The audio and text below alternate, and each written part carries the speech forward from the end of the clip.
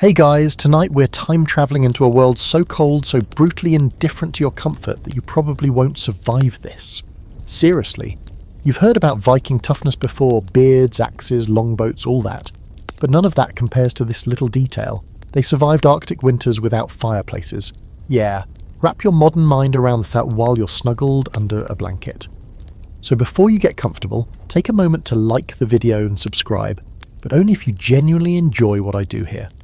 Also, tell me where you're watching from and what time it is. I want to know who else is freezing right now. Now, dim the lights, maybe turn on a fan for that soft background hum, and let's ease into tonight's journey together. It starts with a long sigh and a full body shiver. You've just stepped off the imaginary time travel platform and right into the 9th century, standing in knee-deep snow, somewhere near the Arctic Circle. The sky overhead is the colour of cold iron, and the wind is doing its best to saw through every layer you're wearing. You're in a Viking settlement, not the pillaging kind today, just the surviving kind, and your first realization is simple but grim. This is a cold you don't negotiate with. It doesn't care about your feelings or your fingers. You glance around. Snow-blasted hills, reindeer tracks, some shaggy cattle huddled together like a cursed livestock plush toy, and a cluster of longhouses partially buried in snowdrifts. There's smoke rising, barely. Not chimney smoke, though. More like lazy, curling trails sneaking out of the eaves, as if even the fire's too tired to fight the cold. You expected hearths, maybe roaring fireplaces. There are none. Instead, the homes look low and wide, like someone tried to build a house and ended up with a buried canoe. That's your destination. Welcome home. You stomp through the snow toward one of the bigger longhouses. The doors are short. You have to crouch just to enter, which is either charming or spine-crushing depending on your mood. Inside it's dim, smoky and humid. That last one surprises you. It's warmer than outside, sure, but not by much. A weak fire crackles in a shallow pit in the middle of the floor. It's not blazing, it's more like it's sulking. You get the sense it knows its role, heat the soup, not the house.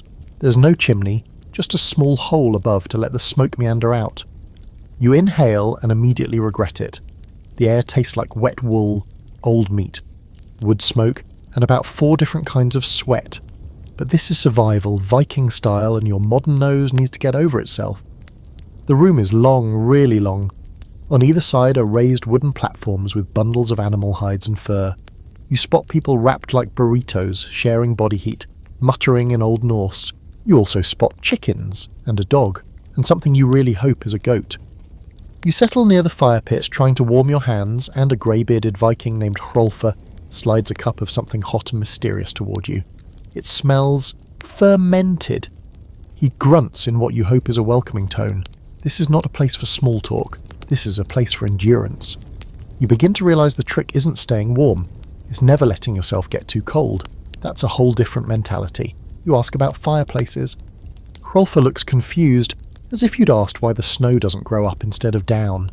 Here's the deal. Viking architecture isn't about maximising heat, it's about minimising loss. The walls of the longhouse are thick, sometimes 4 or 5 layers deep. Wooden frames packed with turf, moss and mud, nature's own insulation. It's more thermos than house. And that fire pit? It's mostly for cooking and ritual.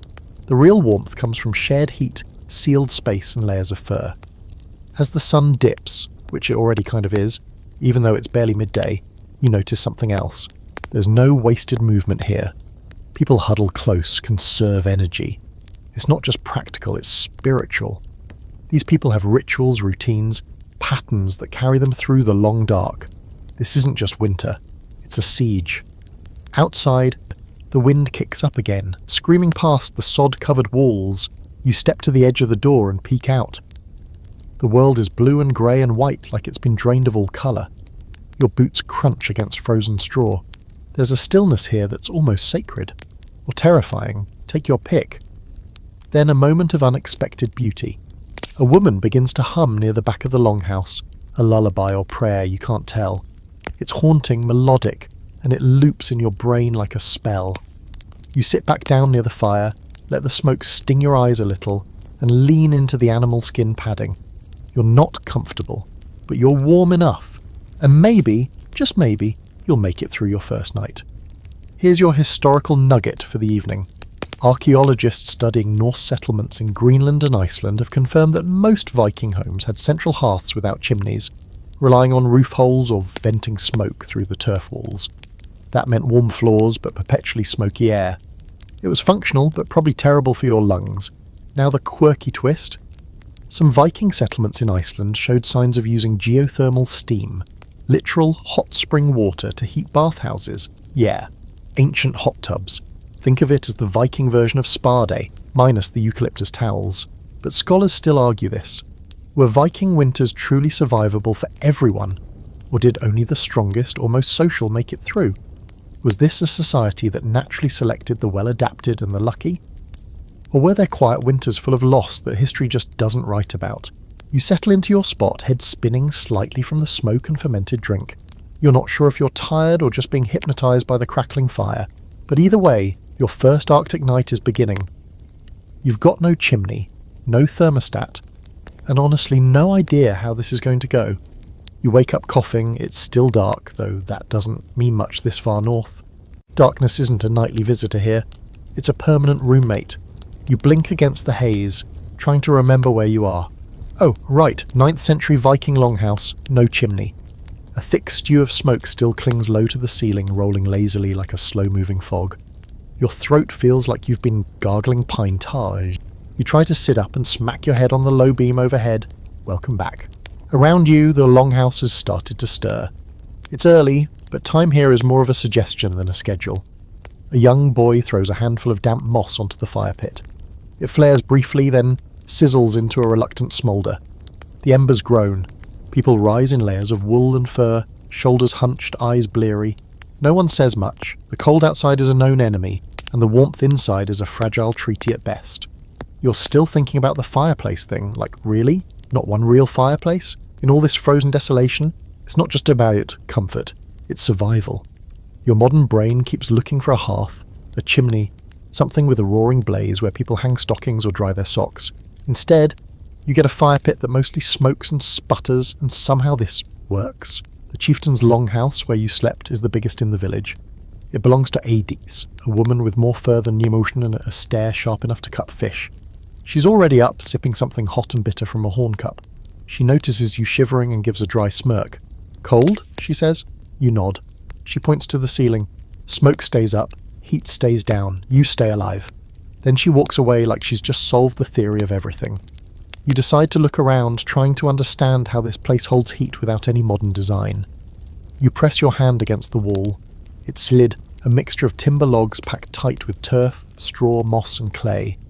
The outside layer is frozen stiff, but the interior is slightly warmer. Like a really determined sandwich. The thatched roof is sloped low, heavy with earth, designed less for elegance and more for not collapsing under a ton of snow. Turns out, these longhouses are more like buried boats, low profile, wind deflecting and built to retain every precious calorie of warmth. The floors aren't wooden, they're packed dirt, sometimes lined with planks or rushes. In the night you could feel the faintest warmth rising up through them, maybe from trapped body heat or just the insulating layer of animal skins. You think about medieval castles with their cavernous stone halls and grand hearths and realise those were luxuries. Out here, survival is about containment. It's about keeping the heat close, not chasing it up a chimney. You watch as people go about their morning tasks. Someone's milking a goat in the back corner. A boy scrapes frost off a shield hanging by the door. A woman hammers dried fish into flakes to add to a pot of whatever's boiling. Everything is close, tight, efficient. You realise with a jolt that the idea of separate rooms is laughable here. There's no privacy, no bedrooms, no kitchen. Just zones, sleeping zone, cooking zone, goat zone, and all of it designed to share every drop of heat generated by every person, animal and ember. You huddle near the fire pit again and someone hands you a bowl. It's porridge, mushy, warm.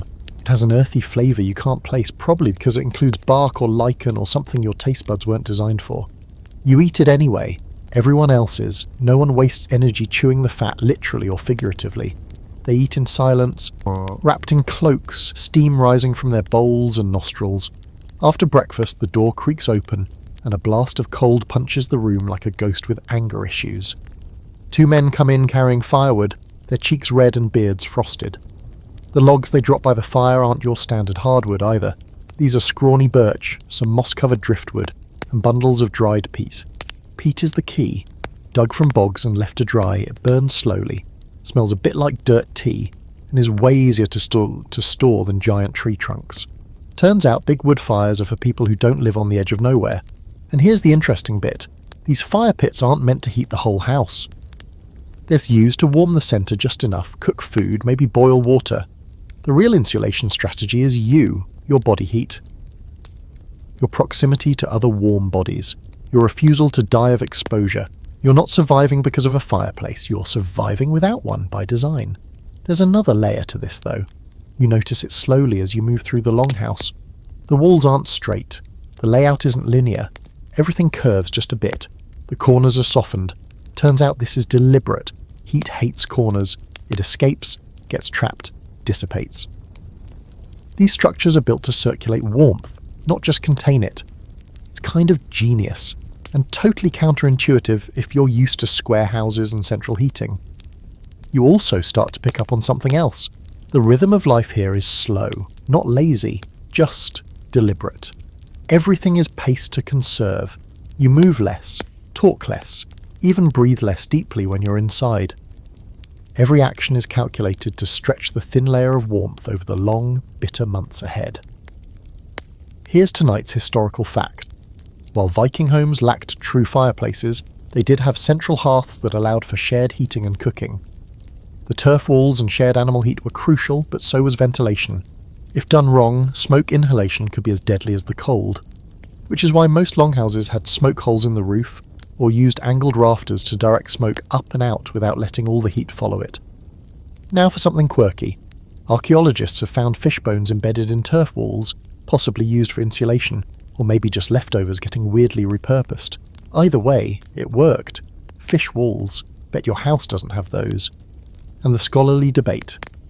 Some historians argue that these communal heating strategies reflect a deeply collective mindset, while others think they were simply responses to environmental constraint. Was it about culture, or just cold? Maybe both. Maybe that's the Viking secret. Embrace the suffering, make it communal, and call it tradition. You rub your hands together over the sluggish fire and take another breath of that wood smoke and goat perfume. The wind howls outside, dragging snow across the frozen earth like sandpaper. But in here, somehow, you're surviving. No fireplace required. You decide it's time to explore more than just the smoke-choked centre of this survival experiment. You've survived a night, maybe even started to acclimate, though your lungs are still staging a mild protest. The longhouse, as you've noticed, is both womb and a prison, is dark even in daylight, low even when you're sitting, and heavy in a way that makes you feel like you're walking through someone else's memory. You start to understand why so many Norse myths happen in firelight. There's something about this space that feels half real, half dream. The deeper you go into the longhouse, the more obvious it becomes that this place wasn't built for comfort, but for durability. It's less a home in the modern sense and more a life support system. The walls curve ever so slightly inward, as if the house is hunching against the cold. You pass rows of storage bins carved from logs, bundles of dried herbs strung along the beams, and racks of tools and weapons that all look like they could be used to kill a bear or make a stew depending on the mood. And then there's the smell. That deep, earthy musk of turf and timber mingled with sweat, old meat and wood smoke.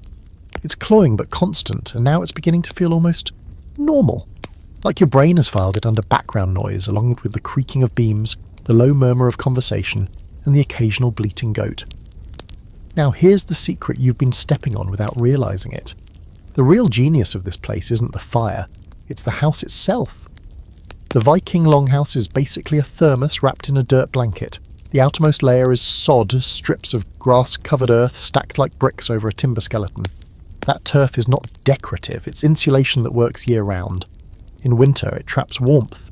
In summer, it deflects heat. The Norse knew this not from textbooks, but from sheer generational trial and error. Between the sod and the wood, a thick mix of straw and animal hair, sometimes even manure. That stuff fills gaps, blocks drafts, and bonus, smells like survival. You're getting up close now, running your fingers along a beam crusted in years of soot. You scrape a little bit away and see something etched beneath the grime. A carving. A rough spiral with runes circling the edge. not decorative, protective. This house isn't just built for warmth, it's built for warding off whatever else might be waiting in the dark. The layout begins to make more sense. The longhouse is divided into zones not by walls, but by purpose. Central fire pit in the middle, flanked by sleeping platforms on either side. At one end there's a storage area where dried fish, salted meat and smoked cheese hang like an edible chandelier. At the other, the livestock pen. You heard that right. Half the house is a barn. You finally peek into that end and, yep, there they are. Cows, sheep and goats packed together like warm, snoring radiators. It's steamy back here, in a weirdly gross and comforting way. You step carefully between piles of straw and other stuff. One of the cows flicks an ear at you, unimpressed. Another is being milked by a teenage girl who doesn't look up as she says, "Careful where you step, Loki likes to kick." You have no idea which animal is Loki, and you're not in the mood to find out the hard way. Here's the thing, this cohabitation isn't gross to them, it's essential. Animal heat, yep, literal body heat, is part of the house's warmth equation. And in the dead of winter, when your own body feels like a half-charged phone battery, a couple of warm cows make a huge difference. Think of it as the ancient equivalent of central heating, if your heater occasionally sneezes hay in your direction. You wander back toward the centre and sit near the edge of the raised platform where a few villagers are darning socks, sharpening blades and repairing fishing nets. It's a little social zone, not lively exactly, but cooperative. People share tools, grumble about snow levels, and pass around a horn of something fermented that hits your bloodstream like a hot brick. One of the old men leans toward you and croaks. You get used to it, the cold, the stink, the way you forget what colour the sky is. You ask him how long he's lived in this house, and he shrugs. "My father built this one. Before him, my mother's brother. We fixed the roof, patched the walls, but the bones stay the same." You're suddenly aware that this isn't just a house, it's an heirloom. A generational artifact still doing its job long after its builders became bones in the ground. You press your hand to one of the beams again, feel the worn grooves where generations have leaned, rested, survived. Here's your historical fact. Archaeological digs in Norse Greenland have revealed longhouses that were over 20 metres long, with thick turf walls and shared animal shelters built right into the structure. This wasn't rare, it was standard design for harsh climates, and it worked. These homes could hold heat and temperatures that would freeze your eyelashes in seconds. Quirky detail of the day? Some of these homes had the partial double walls, gaps between layers of turf and wood filled with straw feathers or even seaweed. It turns out if it's dry and packs tight, its insulations are also kind of salty. Vikings, as it seems, were practical to the point of weird genius. Now, the debate. Some scholars argue that these homes were masterpieces of environmental adaptation, rivaling Roman designs in function if not form. Others insist that their success was more about behavioural adaptation, how people used the space, not just how it was built. Were the houses brilliant, or were the people just brilliant at surviving? You lie back on the furs and look up at the rafters, barely visible in the murky light. The house groans in the wind. Snow pelts the sod roof above like tiny fists, but the cold doesn't reach you here. Not really. The house is doing its job, quietly, stubbornly, with all the charm of an old, creaky thermos that refuses to die. And you start to realise, kind of beautiful. Morning rolls into midday with barely a shift in the light. Outside, the sky still hangs low like a lid, and the wind sharpens its teeth against the longhouse walls. You decide it's time to brave the cold, not because you're some kind of hero, but because your body desperately needs movement. And frankly, you're starting to smell like smoked goat. So you bundle up like a human cabbage, layer after itchy layer of wool, fur, and, surprise, more wool. The process is absurd. First, a rough linen undertunic that feels like sandpaper. Then thick wool trousers, a heavy tunic, another tunic, and a belt to hold it all down. Your feet disappear into hide-wrapped shoes lined with hay. That's right, hay. You wiggle your toes and feel the straw crunch. For outerwear, you're handed a reindeer hide cloak that still smells distinctly like reindeer. No zippers, no Gore-Tex, just ties, pins, and hope. You finally emerge outside, dressed like someone trying to impersonate a snowdrift. The cold hits you instantly, not like a slap. It's more like the breath gets sucked out of you by a silent, invisible force. Your eyelashes go stiff, Your nostrils freeze slightly every time you inhale, and yet you're not entirely miserable. You're insulated, in the most literal and unglamorous sense of the word.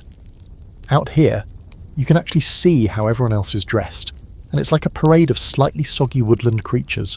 Wool hats with flaps, mittens made from felted scraps. Some people wear hoods so big they look like they've borrowed them from a monk with neck problems. The colours are muted, but here and there, a flash of dyed wool shows through, reds and blues, rare and precious. You follow Adis, the chieftain, as she walks the perimeter of the settlement, checking on fences, animals, and, occasionally, other humans who may or may not be pretending to work. She's dressed in a cloak so massive it trails behind her like a cape. "You're learning," she says without turning, nodding at your ridiculous ensemble. "You look less like a ghost." You pass a group of children chasing each other through the snow, bundled into so many layers they resemble angry marshmallows. Their laughter cuts through the wind like birdsong. One of them slips and lands face first in a drift, then pops up laughing with a chunk of ice stuck to his eyebrow. Apparently that counts as fun. Edie stops by one of the smaller longhouses. This one houses 2 families and their goats. She gestures at the sod-packed roof and grunts. "Good layers, good roof, bad layers, cold roof." Then she points to your cloak. "Reindeer's warm, don't let it get wet. Wet means death." It's not a metaphor. It's the law of the land. You help her haul some firewood, though wood is generous. Most of what you're carrying is driftwood and peat, both of which feel as light as frozen bread but burn long and hot. You pass a stack of something strange. Blocks of frozen moss and dried dung pressed into tight bundles. It's fuel. You make a face. Edie smirks. "You think fire cares what it eats?" You trudge back toward the longhouse and she pauses by a sled. It's crude, wood lashed together with hide, bones for runners, but clever. A few sealskins are bundled on top, stitched with waterproof seams. "For trading," she says, "or when we move." The idea of moving anywhere in this frozen void seems ludicrous, but she says it like moving is as normal as brushing your teeth. You're starting to realise that for all the weight of their world, these people are weirdly mobile, nomadic when they need to be, rooted when they must, adaptable to a fault. You ask how they stay warm without modern materials. Adis shrugs. "We use everything. Wool from sheep, fur from fox, leather from cow, even bird skin if it's soft." She chuckles at your wide-eyed look. "You want warm? Put a gull on your head." As the wind picks up, you realise the key isn't just the clothing, it's the strategy. Vikings didn't layer randomly. They used air pockets, loose wool to trap heat, tight leather to block wind, cloaks to create a personal heat bubble. You, meanwhile, are sweating like a liar in court and simultaneously freezing through your knees. You've got the gear, but not the wisdom yet. Back inside, you begin stripping off layers with the careful dread of someone who knows they have to put them all back on later. The re-entry into the smoky warmth feels like crawling into a low-budget sauna. Someone hands you a bowl of hot broth, and the steam fogs your eyebrows. It tastes like fish and desperation, but it's warm and that's enough. Historical fact-check time. Vikings were masters of wool. They bred sheep specifically for dense, warm fleece, and their textiles included a coarse, water-resistant outer layer called vadmal, which doubled as currency in some regions. They felted wool, literally pounding it until it thickened, to make garments that were both flexible and nearly windproof. Quirky fact, Vikings sometimes lined their boots with dried grass or hay to add insulation. Think of it as prehistoric Dr. Scholl's. Some even stuffed their sleeves with moss. Not exactly stylish, but if you've ever been snowed in with soggy socks, you'll understand the genius. The debate? Some scholars argue Vikings didn't suffer much from the cold due to their incredible clothing technology. Others suggest we romanticize it, and that hypothermia and frostbite were common, unrecorded facts of life. The truth likely lives in the margins. Some people adapted, some didn't, and the cold doesn't give participation trophies. You stretch out on a fur mat, feeling the weight of the day settle in your limbs. Outside, the wind growls like a hungry animal, but inside you're wrapped in wool and reindeer hide and a kind of reluctant respect for the people who made this work. You still smell like goat. You still can't breathe properly through your smoke-addled sinuses. But you're warm. For now. You don't remember falling asleep, but you wake up sandwiched between 2 very warm, very snoring bodies. One human, one goat. The human, a middle-aged woman with wild grey hair and a bear-like snore, is dead to the world, curled under a thick fur that smells like old cheese and pine. The goat, meanwhile, is wide awake and staring at you like it knows something about your soul that you don't. You're not sure which is more unsettling. This isn't exactly your idea of cosy, but as your toes wiggle in their hay-stuffed boots and your fingers flex without that brittle, frost-bitten feeling, and you get it. Body heat isn't just a byproduct of survival here. It's a resource, a form of currency. And in this longhouse, warmth isn't private. It's communal. You either share or you freeze. There's no third option. Across the room, another bundle of humans is beginning to stir. A boy kicks off his blanket and rubs sleep from his eyes with mittened fists. A woman reaches over and gently adjusts the fur cloak over a toddler, tucking it around his ears. A dog stretches and shakes out its shaggy coat, scattering a small flurry of dried hay and dust. The longhouse isn't quiet exactly, but its noises are low, muffled, intimate. You've never heard a group of people wake up in unison before.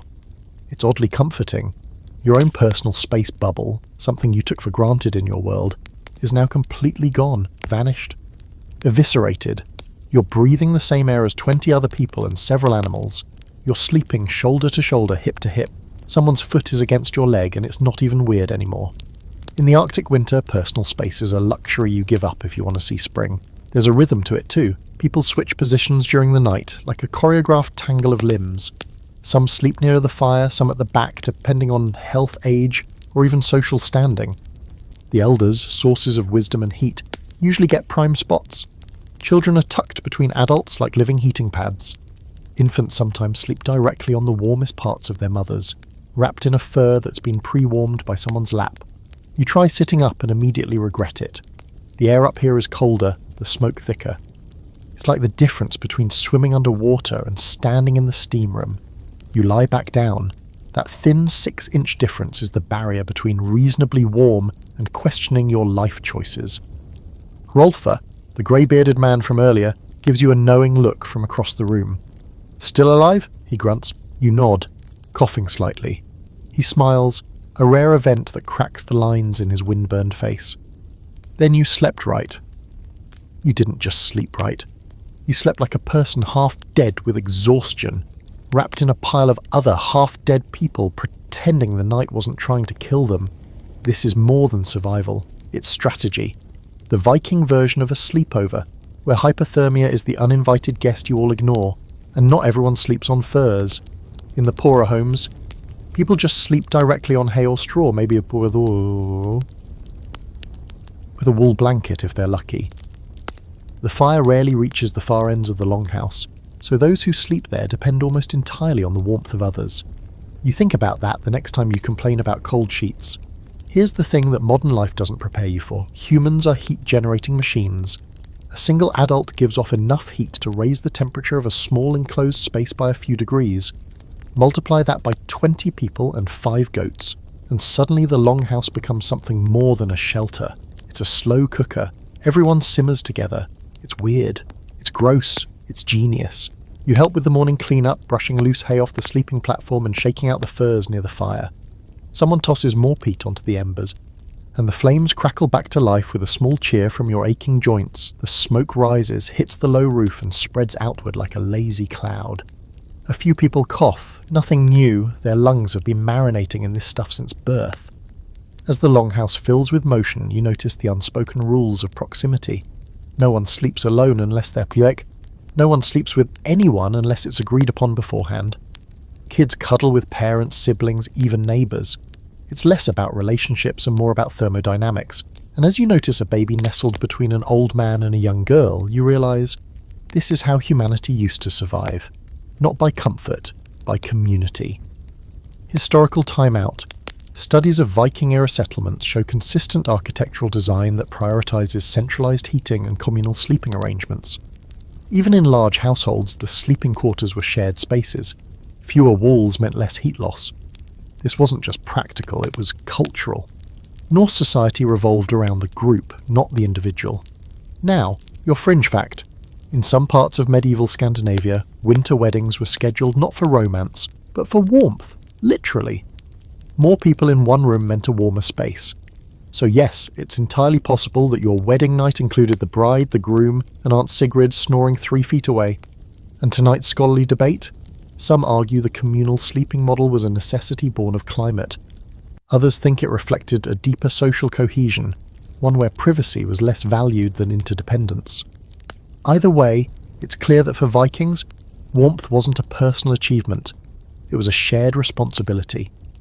You finish shaking out a heavy reindeer pelt and drape it back onto the platform. The fire glows faintly, casting flickering shadows across the beams overhead.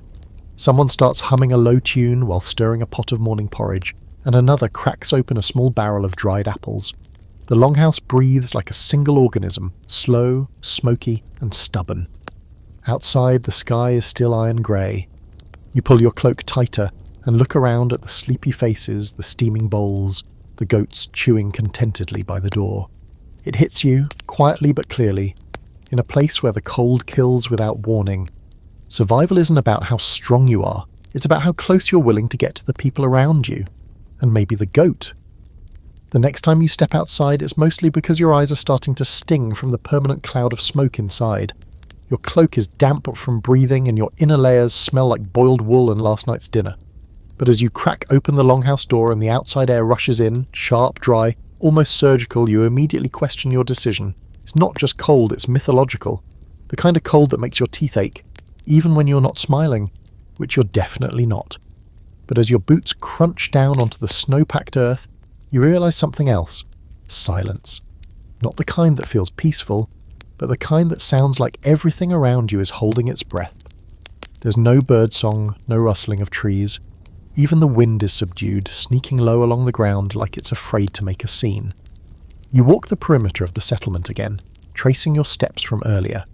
But now, instead of just observing the snow-covered roofs and fur-draped fences, you're noticing how every structure is playing a part in survival.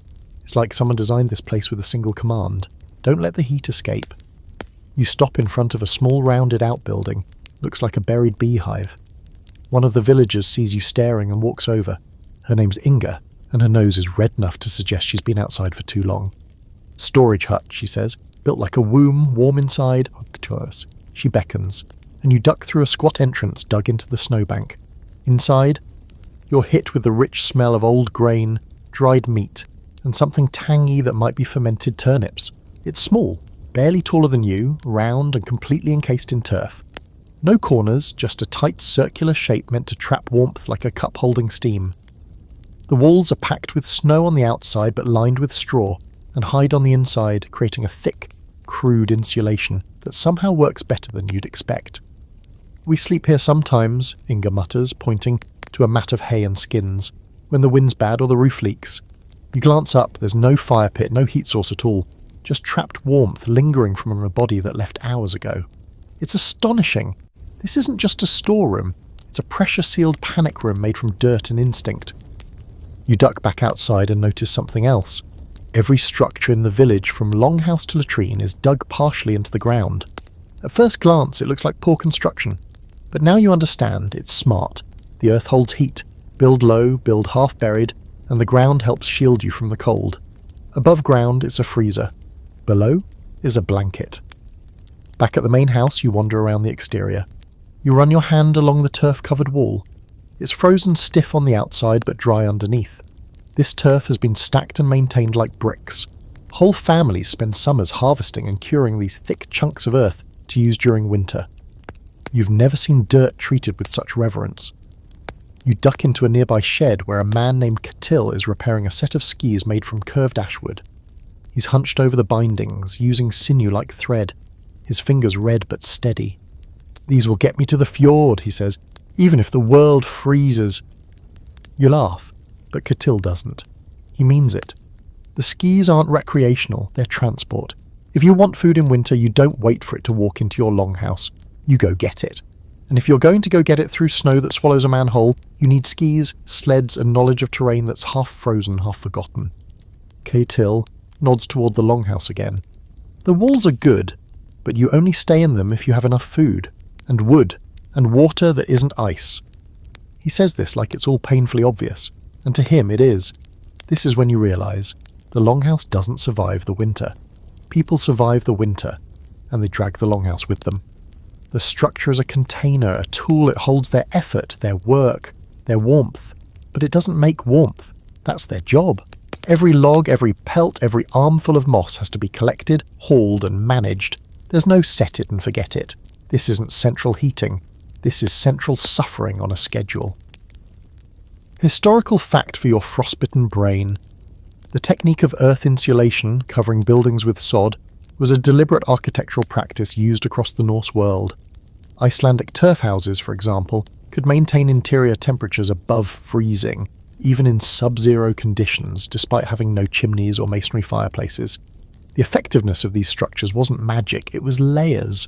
Always, always layers. Quirky detail. Some Viking homes were built with removable wall panels that allowed access to storage spaces within the walls themselves. That's right, secret meat compartments. Because when winter hits, nothing says prepared, like a hidden stash of dried cod behind your bedroom. And the debate? Modern historians argue over whether these building techniques were born from desperate adaptation or inherited knowledge from earlier European traditions. Did the Norse invent the turf house out of necessity? Or was it a refinement of something even older? Either way, they took it farther than most, and survived long after other frontier societies vanished. As you step back inside the longhouse, no melting in clumps off your boots, you suddenly feel it in your bones. Not just the warmth, but the intentionality of it. Every surface, every beam, every hay-stuffed shoe and fish-stuffed wall exists to trap Yggdrasil, keep it moving and make sure it doesn't escape until the sun comes back. And now you're beginning to get it. The Norse didn't build fireplaces because they didn't need to. They were the fire. The house was the ember. The village was the flame, tucked against the wind. You don't need a clock to know when dinner's coming. Your stomach tells you first. The smell of roasting meat tells you second. And third, the longhouse slowly shifts into a ritual of preparation. Not loud or hurried, but deliberate. You're getting used to this rhythm now. The slow choreography of survival where every action means something, even if that something is just don't freeze. A low fire smoulders in the centre pit, and you notice it's finally pulling its weight tonight. The air's not exactly clear, but it's breathable, which feels like a win. Still, there's no chimney, just that same squat little smoke hole carved into the roof. The smoke drifts up in ghostly ribbons, hits the rafters, then either escapes or settles back down to sting your eyes like a passive-aggressive roommate. You sit near the fire alongside a few others, Hrolfa, Inga, a couple of small kids who've been chewing on strips of dried something for the last hour, and watch as a pot is lowered into the coals. It's a stew, you think, or a soup, or possibly both and neither. The scent is meaty, but not in a way you can immediately identify. There's a note of fish, a note of root vegetable, and something vaguely gamey, like boiled squirrel with ambition. You ask what's in it. No one answers. That's the first warning. A teenage boy eventually grins and offers you a bite of something roasted on a stick. It's dark, crispy, and smells smoky with a hint of salt. You take it. You bite. You chew. It's chewy, really chewy, like rubberized bacon but with a hint of guilt. You manage to get it down and nod politely, even though your taste buds are filing a formal complaint. It's seal, the boy says. Tough, good in winter. Then he shrugs and eats a much larger piece without blinking. You've never been more aware of how spoiled your modern taste buds are. But calories are calories, and out here, calories mean survival. They don't cook for taste. They cook for heat, energy, endurance. And that means meat, any meat, gets dried, smoked, boiled, fermented, or sometimes all of the above. You spot someone tossing a hunk of peat into the fire to keep it going. You also notice the fire pit is no bigger than a small table. It sits right in the middle of the floor, surrounded by flat stones. No chimney, no metal stove, no elaborate setup. Just rocks, a pit and fire. You've seen bigger birthday cakes, and yet this little fire does it all. Heats the stew, warms the air, dries out tossed socks, and occasionally smokes out an unlucky squirrel living in the thatch. It's stubborn, finicky, and absolutely essential. But let's be real. It's not doing a great job warming the house. Not really. At best, it keeps the worst of the cold at bay. That's it. No toasty evenings by the fire here. Just one more thing standing between you and frostbite. You've been wondering why they never just built better fires. Bigger fires? Why not a stone hearth? A chimney? Something more efficient? You ask Hrolfa, who gives you the same look your grandfather gave you when you asked why his TV still has buttons. Chimneys let heat out, he says. Smoke goes out, heat follows. He gestures upward, where the smoke is curling toward the dark, soot-streaked beams. Better to choke a little than freeze. Turns out they weren't ignorant. They knew how to build chimneys. The Romans had them. Other Europeans had them. But the Norse, they made a choice. They didn't want all that hard-earned heat escaping just to make the air a little easier on the lungs. You sit with that a moment, blinking through the haze, and realise just how different the survival math is here. They didn't build for comfort. They built for conservation. You look around the room and notice something else. The rafters are black. Not dark. Black. Centuries of smoke have coated the beams in a layer of soot so thick it looks like velvet. It absorbs light. It eats shadows. It's beautiful and terrifying all at once. You wonder how much of it you've inhaled already. Probably enough to qualify as a chimney yourself. A few minutes later, Inga hands you a bowl of stew. You brace yourself. It's hot, salty and vaguely fishy. There's a root vegetable in it that tastes like turnip, and something stringy that might be dried lamb. You eat it all quickly because the warmth is more important than the taste. Historical fact for the evening: Viking homes didn't have traditional fireplaces. Instead, they relied on open central hearths without chimneys, venting smoke through smoke holes or cracks in the roof. The result was smoky, yes, but effective. Fires stayed low and slow, minimising heat loss while still allowing cooking and a little comfort.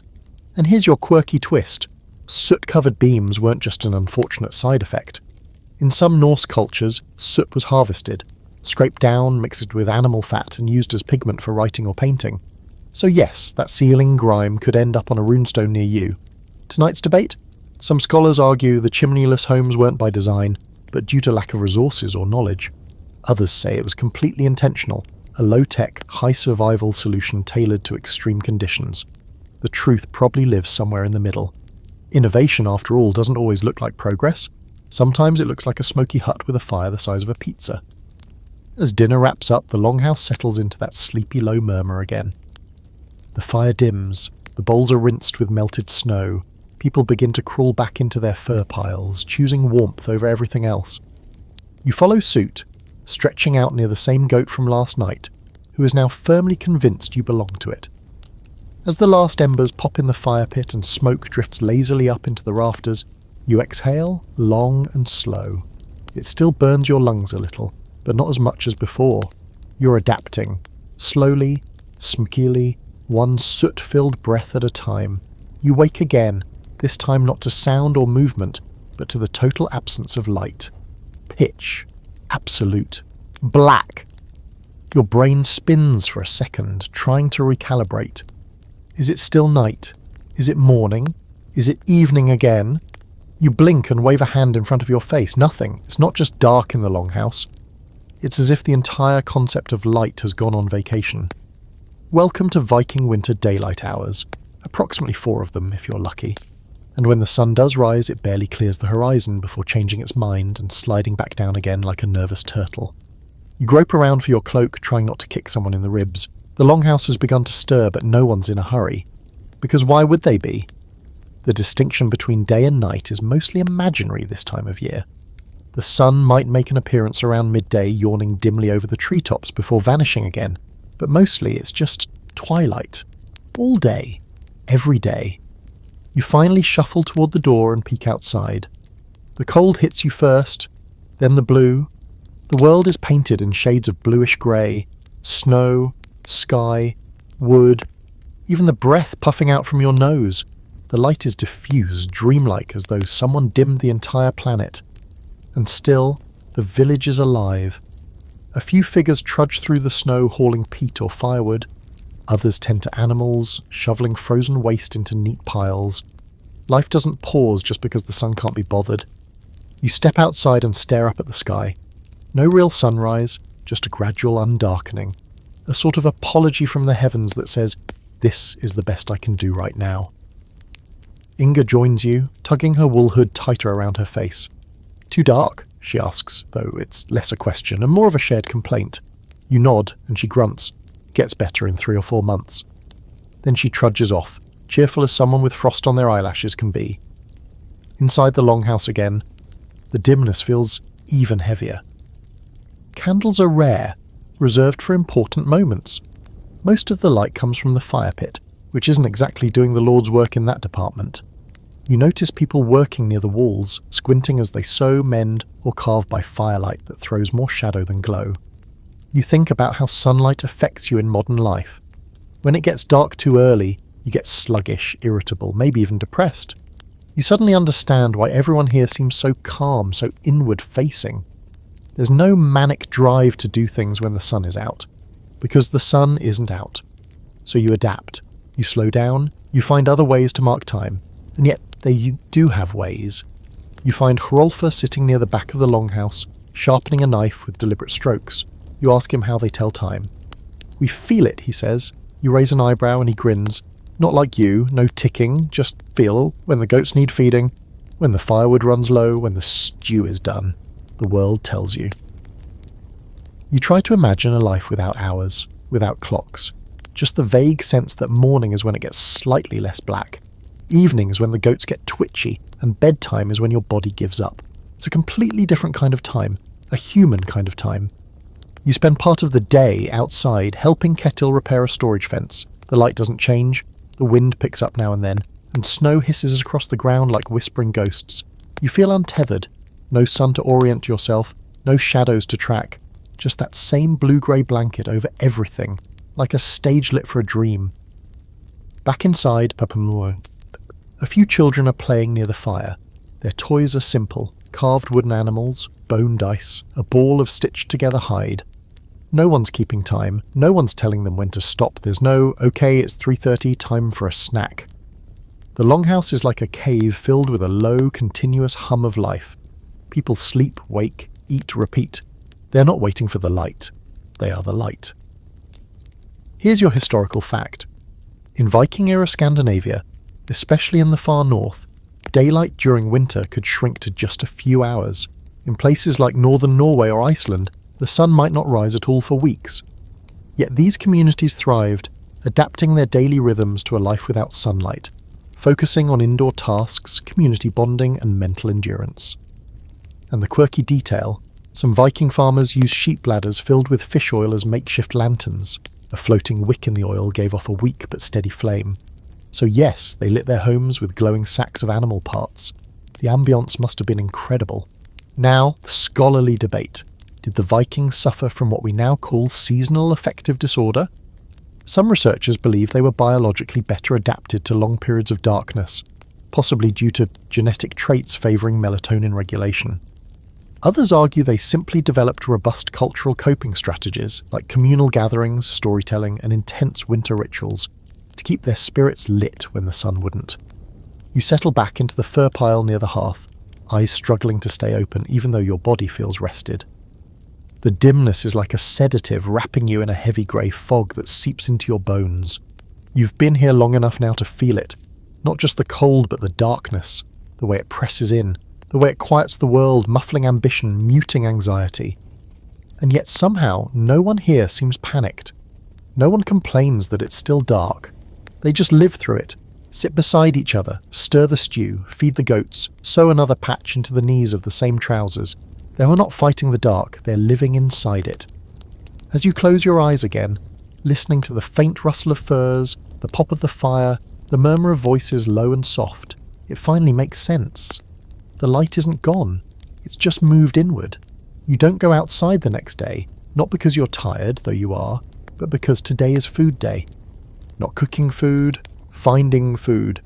You're not hunting or fishing, thankfully, but instead you're allowed to witness one of the most sacred, critical parts of Arctic Viking survival, the pantry. Now, let's get one thing clear up front. When you hear pantry, you might picture shelves of dry goods, tidy baskets of onions, maybe a mason jar of lentils you forgot about in 2019. That's not what's happening here. The Viking winter pantry is not neat. It's not cute. It's not even fully indoors. It's mostly a collection of pits, hooks, crates, and really cold holes in the earth where meat doesn't rot, it just freezes into submission. Inga is the one who shows you. She pulls on a sealhide coat and trudges with you out behind the longhouse, through knee-high snow and past a row of wind-carved fence posts, until you reach what looks like a small buried shrine.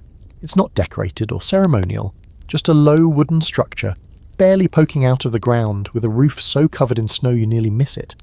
She knocks once, like it's a neighbour's front door, then lifts a latch and opens it. Cold air whooshes up from below, somehow colder than the already freezing landscape. Inside there's a sunken hole, maybe 5 feet down, lined with stones and packed tight with layers of snow, sawdust and straw. She climbs halfway in and pulls out a frozen hunk of something unidentifiable and solid enough to cause blunt force trauma. "Reindeer shoulder," she says proudly, tossing it into a sack like a block of wood.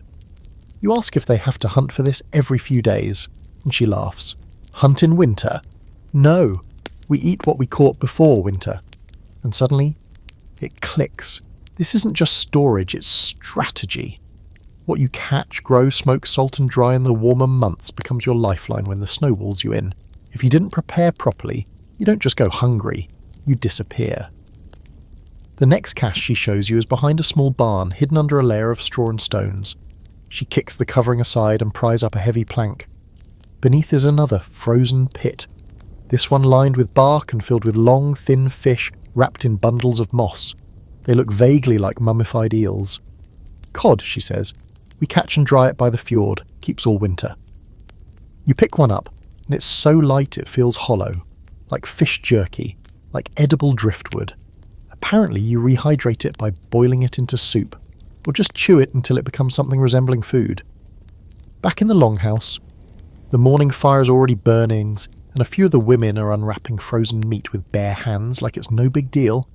Someone tosses what looks like a piece of frozen lung into a bubbling pot. A child gnaws on a dried apple, while another carefully licks a piece of ice hanging from the roof beam. You realise food isn't just sustenance here, it's time travel, a link to the better months. You think about modern refrigeration, the hum of a machine, the light that flicks on when you open the door. Here the fridge is the earth, the freezer is the air. No buttons, no backup plan, just physics and trust. Here's something even more surprising. They've stored vegetables too. Root crops like turnips and onions are buried in straw-lined boxes inside the house, tucked into corners like sleepy animals. They're dry, softening slowly with the passage of time. Every onion is a small miracle. Every turnip is a stored ray of summer sunlight. And then you spot something strange. A stone jar, sealed with what looks like leather and wax. Someone notices you eyeing it and grins. "Pickled sheep's testicles," he says, and then, dead serious, adds, "very sour." You back away slowly. Now here's the historical fact to wrap your head around. Vikings had remarkably sophisticated preservation techniques. They used salt, smoke, drying, burying, fermenting, and even pickling to ensure they didn't starve during winter months. In Iceland, some storage pits kept food preserved for years. The Earth's natural cold made it possible. No need for iceboxes or electricity. The fringe fact? In Greenland, some Norse settlers reportedly stored food in pits that were shared communally. Imagine burying a ham in the ground and trusting your neighbour not to dig it up. That's how tight-knit, or how desperate, some settlements were. A group pit, equal parts refrigerator and trust exercise. And tonight's scholarly debate. Some experts believe Norse food preservation was a patchwork of local innovation and borrowed techniques from other European societies. Others argue it developed independently through sheer environmental necessity. Either way, it's clear. The Vikings didn't just survive winter. They prepared for it with chilling efficiency. As the stew simmers over the fire, you catch a whiff of something shockingly fragrant. Herbs? Spices? No, just wild onion and dried lichen from a nearby sack. Still more. The scent is borderline luxurious after the last few nights of salt and fish-flavoured everything. Dinner is served in silence, save for a few murmurs and grunts of approval. It's good. Not just edible good, but genuinely warming. A broth that slides down your throat and lights a tiny fire in your belly. You lean back against the wall, hands wrapped around the warm bowl, and feel, for the first time, almost full. Not just in your stomach, but in your chest, like you've borrowed a little of their pride, their resilience. The snow outside keeps falling. The darkness thickens like a second layer of skin. But tonight, the fire burns brighter, the stew tastes better, and the longhouse hums with the quiet sound of people who've learned how to survive not by fighting winter, but by feeding themselves enough to face it again tomorrow. It's late when they offer you the shark, You've already sat through a surprisingly enjoyable meal of stewed reindeer with a hint of something vaguely green and edible. You were considering crawling back under your furs and pretending you didn't exist. But then Hrolfr appears in front of you, holding out a small wooden dish, and says with a perfectly straight face, "Try this, special." You look down and immediately wish you hadn't. It's a few cubes of meat, greyish, damp-looking, and glistening slightly, like they've been sweating out their own opinions. The smell hits you a moment later, sharp, acidic, and somehow fishy and chemical at the same time, like ammonia met low tide and decided to get experimental. You look up at Hrolfr. He's smiling. That alone is a bad sign. Inga is across the fire, grinning. "Hakal," she says, like she's naming a beloved uncle. "Fermented shark, very strong, very healthy." You glance around, expecting someone to shout, "Just kidding," but no one does. This is not a prank. This is a delicacy. You pick up a cube between your fingers and bring it closer to your mouth, and the smell gets worse. You hesitate. Someone starts a slow clap. You're not sure if it's supportive or mocking. You shove the cube into your mouth and chew, and instantly regret every decision you've made in your entire life. The taste is not a taste. It's a sensation, like licking a sweaty boot that's been soaking in cleaning fluid. Your eyes water, your throat clenches, your brain screams, but your body knows better. Swallow or die. You gulp it down with the dramatic flair of someone jumping into a frozen lake. The room erupts in laughter. "Good, yes?" Hrolfr says, completely deadpan. You cough and nod. "Very fresh," you manage. Fermented shark is more than just food, it's tradition. And in the Norse Arctic winter, tradition is half the reason people stay sane. It turns out the Vikings had a whole menu of preserved delicacies, designed not for flavour, but for function. Shark, of course, couldn't be eaten fresh. Greenland shark contains toxins that will wreck your nervous system. So instead, they buried it in gravel for several weeks and then let it rot gently in the open air. Because sure, why not? You're handed a cup of something to chase it down. It's a bitter brew, more medicine than drink, brewed from herbs and roots and possibly vengeance. It clears your sinuses and dulls the pain in your throat. A woman named Aslao pats you on the back. "Now you're Viking," she says, smiling like you just passed your final exam. You try to process what just happened, but the room is already moving on. More food appears, dried fish, slices of cured lamb, pickled root vegetables so sour they make your jaw ache. One of the children is chewing happily on a hunk of whale blubber like it's a fruit roll-up. No one complains. No one acts like this is strange. It's not strange, it's necessary. That's when you realise winter food isn't about flavour. It's about survival. Preservation. Calories. You don't cook for pleasure, you cook for fuel. Every dish is an answer to a problem. How do we keep meat from rotting? How do we store fat through the dark months? How do we make something last when nothing grows? Hrolfr explains how they smoke meat over slow-burning fires with herbs, not for taste, really, but to keep flies away. How they salt fish until it's too dry to chew without soaking, but it never spoils. How they pack butter in birch bark and store it underground until spring. You think back to your own fridge. The labels, the expiration dates, the security of knowing you can replace anything with a 5-minute trip to the store. Here, everything is irreplaceable. If you lose it, you don't eat. And if you don't eat, you don't last the winter. Here's your historical fact. Hakal, the infamous fermented shark dish, has its roots in necessity. The Greenland shark is toxic when fresh due to high levels of urea and trimethylamine oxide, but the Vikings learned to neutralize it by burying the meat and allowing it to ferment. It's still eaten in Iceland today, often served with a strong spirit called brennivine, a nickname Black Death, to help it go down. Now for the fringe fact. There's evidence some Viking communities used fermented dairy, cheese and even soured milk stored in animal stomachs, as portable protein. Some of it was so sour it was considered an appetite suppressant. Imagine carrying a bag of yogurt that could double as a weapon. That's Viking snacking. And tonight's scholarly debate. Did the Norse develop fermentation and preservation independently, or borrow it through contact with Celts, Slavs and others? While similar food preservation methods existed across ancient Europe, the Arctic versions pushed the boundaries using volcanic vents, glacier caves and salt marshes in creative ways. Some argue it was innovation, others sheer desperation. As you sit with a stomach that's half numb and half afraid of what's coming next, you begin to appreciate the quiet resilience baked into every bite. The willingness to eat what no one else would, the defiant creativity, the brutal efficiency. You might not want another cube of hakal ever again, but you respect the hell out of it. The fire dies down to coals, casting the longhouse in a flickering amber haze. Around you, people yawn, stretch, and settle back into their fur nests. A few snores begin. A goat wanders past, nudges your leg, and flops down beside you. You pull your cloak tight and lie back, the taste of ammonia shark still lingering faintly on your breath. It's horrible, it's unforgettable, it's tradition, and somehow in the middle of all this cold, all this dark, all this madness, you're starting to feel full. You've been warned ahead of time. Hrolfa gives you a look, half serious, half gleeful, and says, "Tonight, you bathe." You think, okay, great, finally. The smoke, the sweat, the ever-present tang of goat, maybe now you'll come out the other side smelling less like a fur-lined chimney.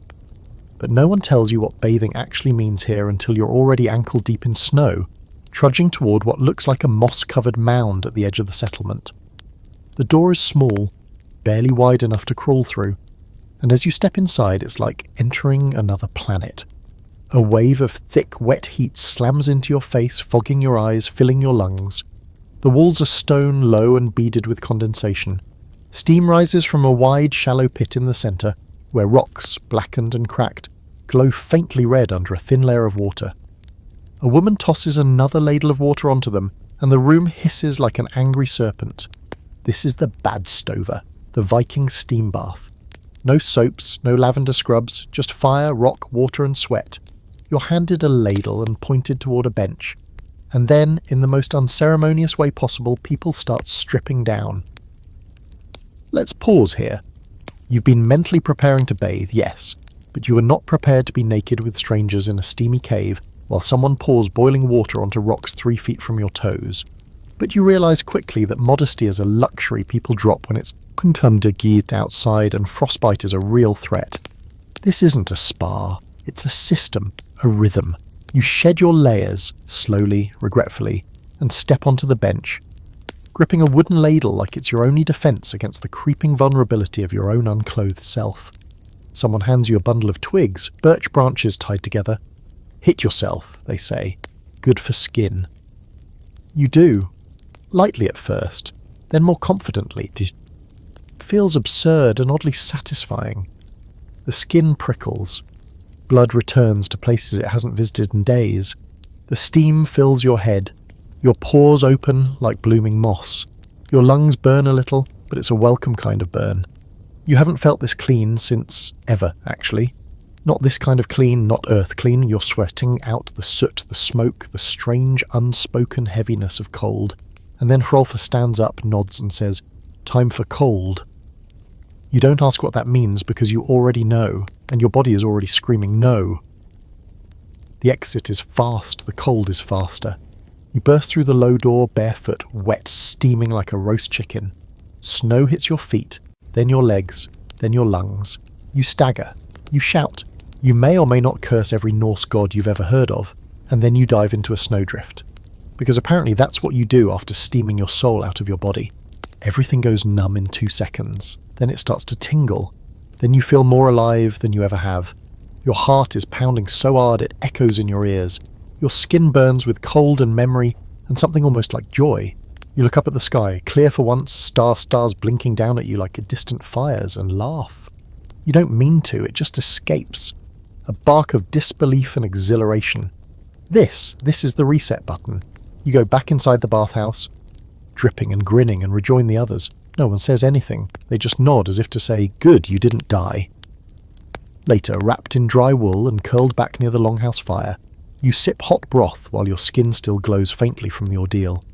You're not clean in the modern sense. Your hair still feels like hay and your nails still look like they've been in a fistfight with a shovel.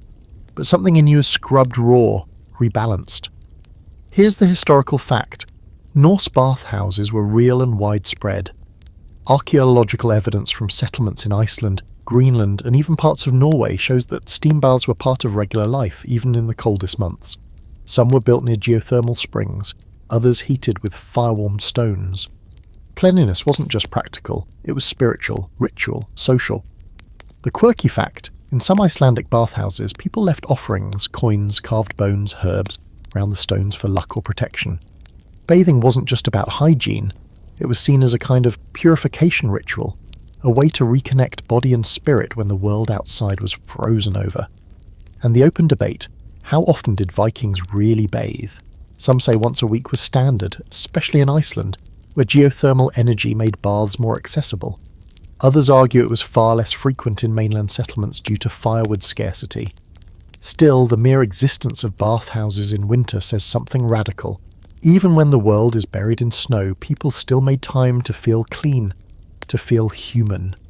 You lean back, furs tucked around your shoulders, and let the warmth sink in. Your body feels like it belongs to you again. The longhouse smells slightly less offensive now, or maybe you're just numb to it. Either way, you understand why these people make the effort. Why even when fuel is precious and time is short, they carve out a place to sweat and shiver and remember what warmth really feels like. Outside, the snow falls softly, slowly, like feathers from a sleeping sky, and inside you feel new. You're still glowing faintly from the bathhouse incident when you realise something's shifting inside the longhouse.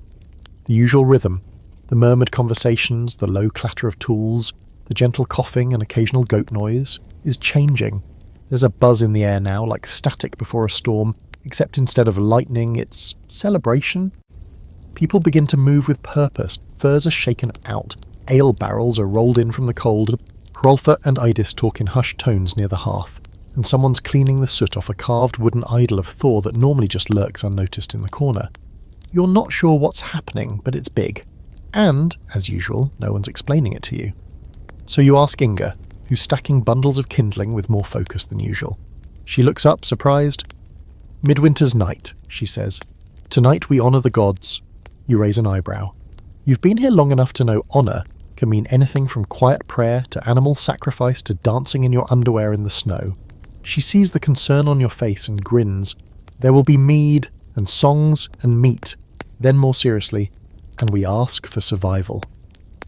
It hits you then, this isn't just a party, it's a plea, a ritual carved into the frostbitten bones of this place, because winter, no matter how well you prepare, is still a gamble. No one's immune, and tonight is the night they look up at the black sky and ask the old gods, "Please let us live until spring." By late afternoon, though honestly it still looks like midnight, the longhouse has transformed. Animal hides have been draped over the beams, the floor's been swept with bundles of birch twigs, the fire pit is roaring hotter than usual, and someone's hung herbs and bones above it in patterns you don't recognise. You try asking what they mean. The answer? Protection, maybe luck. You help hang a few things, mostly decorative. Bells made from bits of carved bone, small wooden animal carvings. It feels festive, yes, but also heavy with intent. Every item has a story. Every placement is deliberate. You feel like a guest at a dinner party hosted by ancient ghosts. Then comes the food. You've been here long enough to know the normal winter meals are humble, functional, calorie-dense affairs. Not tonight. Tonight, they bring out the real food. Smoked lamb ribs, boiled grains spiced with what you think is angelica root, roast duck fattened during the last days of autumn. And yes, mead. The good kind, sweet and heady and served in carved wooden cups that still bear the teeth marks of past celebrants. You sit cross-legged on a fur between Hrolfa and a teenager named Bjorn, who's already had too much mead and is slurring praises to Odin between gulps. Everyone eats with both hands, no shame, no ceremony. Meat is torn, broth is slurped, laughter breaks out in the middle of chewing. It's messy, loud, human, and beneath it all is a hum of tension you can't quite place. After the food comes the fire rituals. Someone dims the central flames down to coals and a horned man steps forward. Not horned in a costume way. He's wearing a literal horned cap made from some animal you don't want to meet. He's the Godi, a kind of priest. You'd seen him before, just another villager. Now, in the flickering firelight, he seems older, bigger, darker. He begins to chant, not in song, not in speech, but something in between. Low, rhythmic, ancient. Others join in slowly, voices weaving together, like threads in a frayed rope. They sing of Thor who brings the storm, of Odin who knows the cost of wisdom, of Freya who brings the spring eventually. You don't know the words, but you feel the shape of them. Longing, respect, hope, maybe even fear. Then someone places a carved wooden bowl into the fire pit, and a thick plume of scented smoke rises. It smells like resin, pine, dried herbs, and something sweetly sour. The smoke curls and twists, filling the air with a kind of thick silence. One by one, people toss offerings into the fire. Bones, bits of fur, silver trinkets, coins, even food. You watch as Inga tosses in a carved comb. Hrolfr drops a small rock wrapped in cloth. You ask what it was. A piece of my brother's grave, and he says, like it's no big deal. They offer these things not as bribes, but as messages, symbols, reminders to the gods, and maybe to themselves that they're still here, still waiting for the sun to return, still worthy of life. Here's your historical fact. Midwinter festivals were a real part of Norse culture, known in Old Norse as Jol, from which we get Yule. These celebrations predated Christianity and involved feasting, ritual toasts, bló, and honouring the gods for protection and good fortune. Some customs included lighting a central fire to symbolise the returning sun. Your quirky fact? In some Viking households, they carved sun wheels, circular wooden discs with spokes, and placed them near the hearth during winter festivals to symbolically invite back the sun. They weren't just partying, they were pleading with the universe in the language of symbols and flame. And the debate? Some scholars argue these rituals were deeply religious. Others think they were mostly psychological, structured distractions to break up the bleak monotony of Arctic darkness. But maybe both are true. Maybe when the night never ends, the line between faith and survival gets blurry, and later that night, as the fire burns low and the songs wind down into slow, sleepy hums, you sit in the thick warmth of the longhouse and feel something you didn't expect. Awe. Not of the gods necessarily, but of the people, their endurance, their creativity, their insistence on joy, even when the world outside is nothing but ice and shadow. You fall asleep with a full stomach, ears still ringing with song, the smell of pine smoke in your nose. You dream of fire and snow, of gods in furs, of spring struggling to be born through a frozen sky. And for the first time maybe, you believe it'll come. The next few days bleed together, one long blur of frost and smoke and slow hours. There's a strange rhythm to Viking winter life once you settle into it. A low gear of existence that hums just loud enough to keep your mind busy, but not so fast that time has any meaning. Days don't feel like days. They feel like stretches of in-between. You wake up, do something that vaguely resembles work, eat a bowl of something cool and warm, and go back to the same sleeping furs before your mind has time to question the point. What do people do all day when they can't leave the house without freezing their nostrils shut? You find out the answer pretty quickly. They make things. Constantly. Every idle hand in the longhouse becomes a tool. Whittling, carving, sewing, weaving, braiding rope, fixing shoes, mending clothing, sharpening blades, repairing handles, patching sails, anything that keeps the hands moving and the brain from chewing on itself. You sit beside Inga one morning as she repairs a cloak. Her fingers move automatically, stitching through thick wool with a curved bone needle. The light from the fire hits the thread just enough to catch it glinting like wire. She doesn't look down once. You ask how long it took her to learn. She shrugs. Before I could walk, I think, then she smirks. Winter has always been school. Nearby, Bjorn is carving a fish out of driftwood. It doesn't serve a purpose, at least not a practical one, but his hands are busy, his eyes are focused, and his humming keeps the silence from swallowing the room. Someone's weaving cordage in the corner. Another is braiding hair. Not out of vanity, but because it keeps it from freezing into knots later.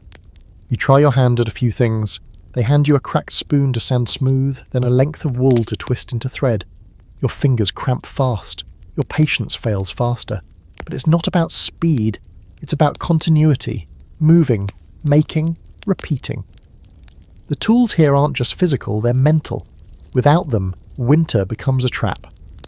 The children are just as busy. When they're not sent outside to run lapped in the snow for warmth or to check the goats or fetch water, they're taught to work.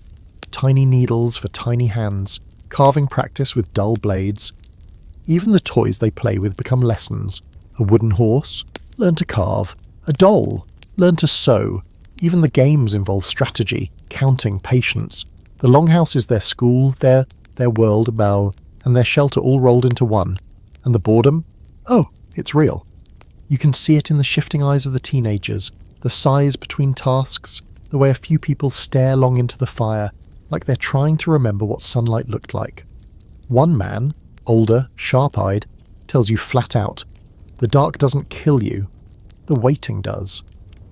That's when the stories start. It's late. The fire has sunk into glowing coals. The wind howls outside like a thing made of teeth. And Hrolfr, half drunk on mead and meat, begins to speak. He tells a story of Loki, the trickster god, who once cut off a goddess's hair just to see what would happen. Of Thor smashing mountains with his hammer. Of a giant who drank the sea and thought it was mead. The kids gather close, their eyes wide, their bodies huddled like nesting dolls under shared furs. Adults listen too, smiling, muttering corrections, adding sound effects, debating details. The Longhouse becomes something else in those moments, not just a shelter, but a theatre, a temple, a time machine. You don't need sunlight when you've got stories like this. They stretch across hours, across centuries. They're alive, passed hand to mouth, parent to child like fire. And you just listen, eyes half closed, brain softening like snow under warm boots. You get it now, why myths matter, why voices need to fill the dark, not to push it away, but to make it feel full instead of empty. Here's your historical fact. In Viking society, winters were seen as prime time for storytelling and oral tradition. With so much of their culture unwritten, these long months were when sagas were shared, remembered, embellished and passed down.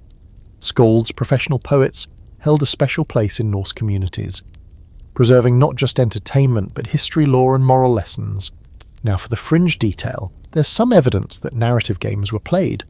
Structured, competitive storytelling sessions where someone would begin a tale and others had to continue it, one by one, without breaking logic or tone. Lose the thread?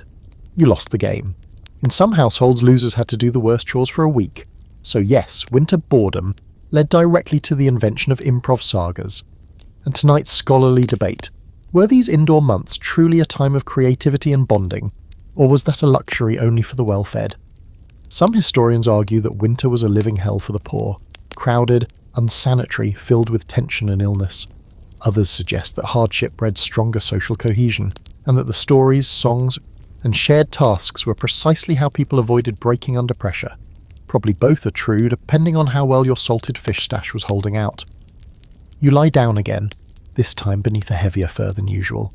Your fingers are sore from whittling.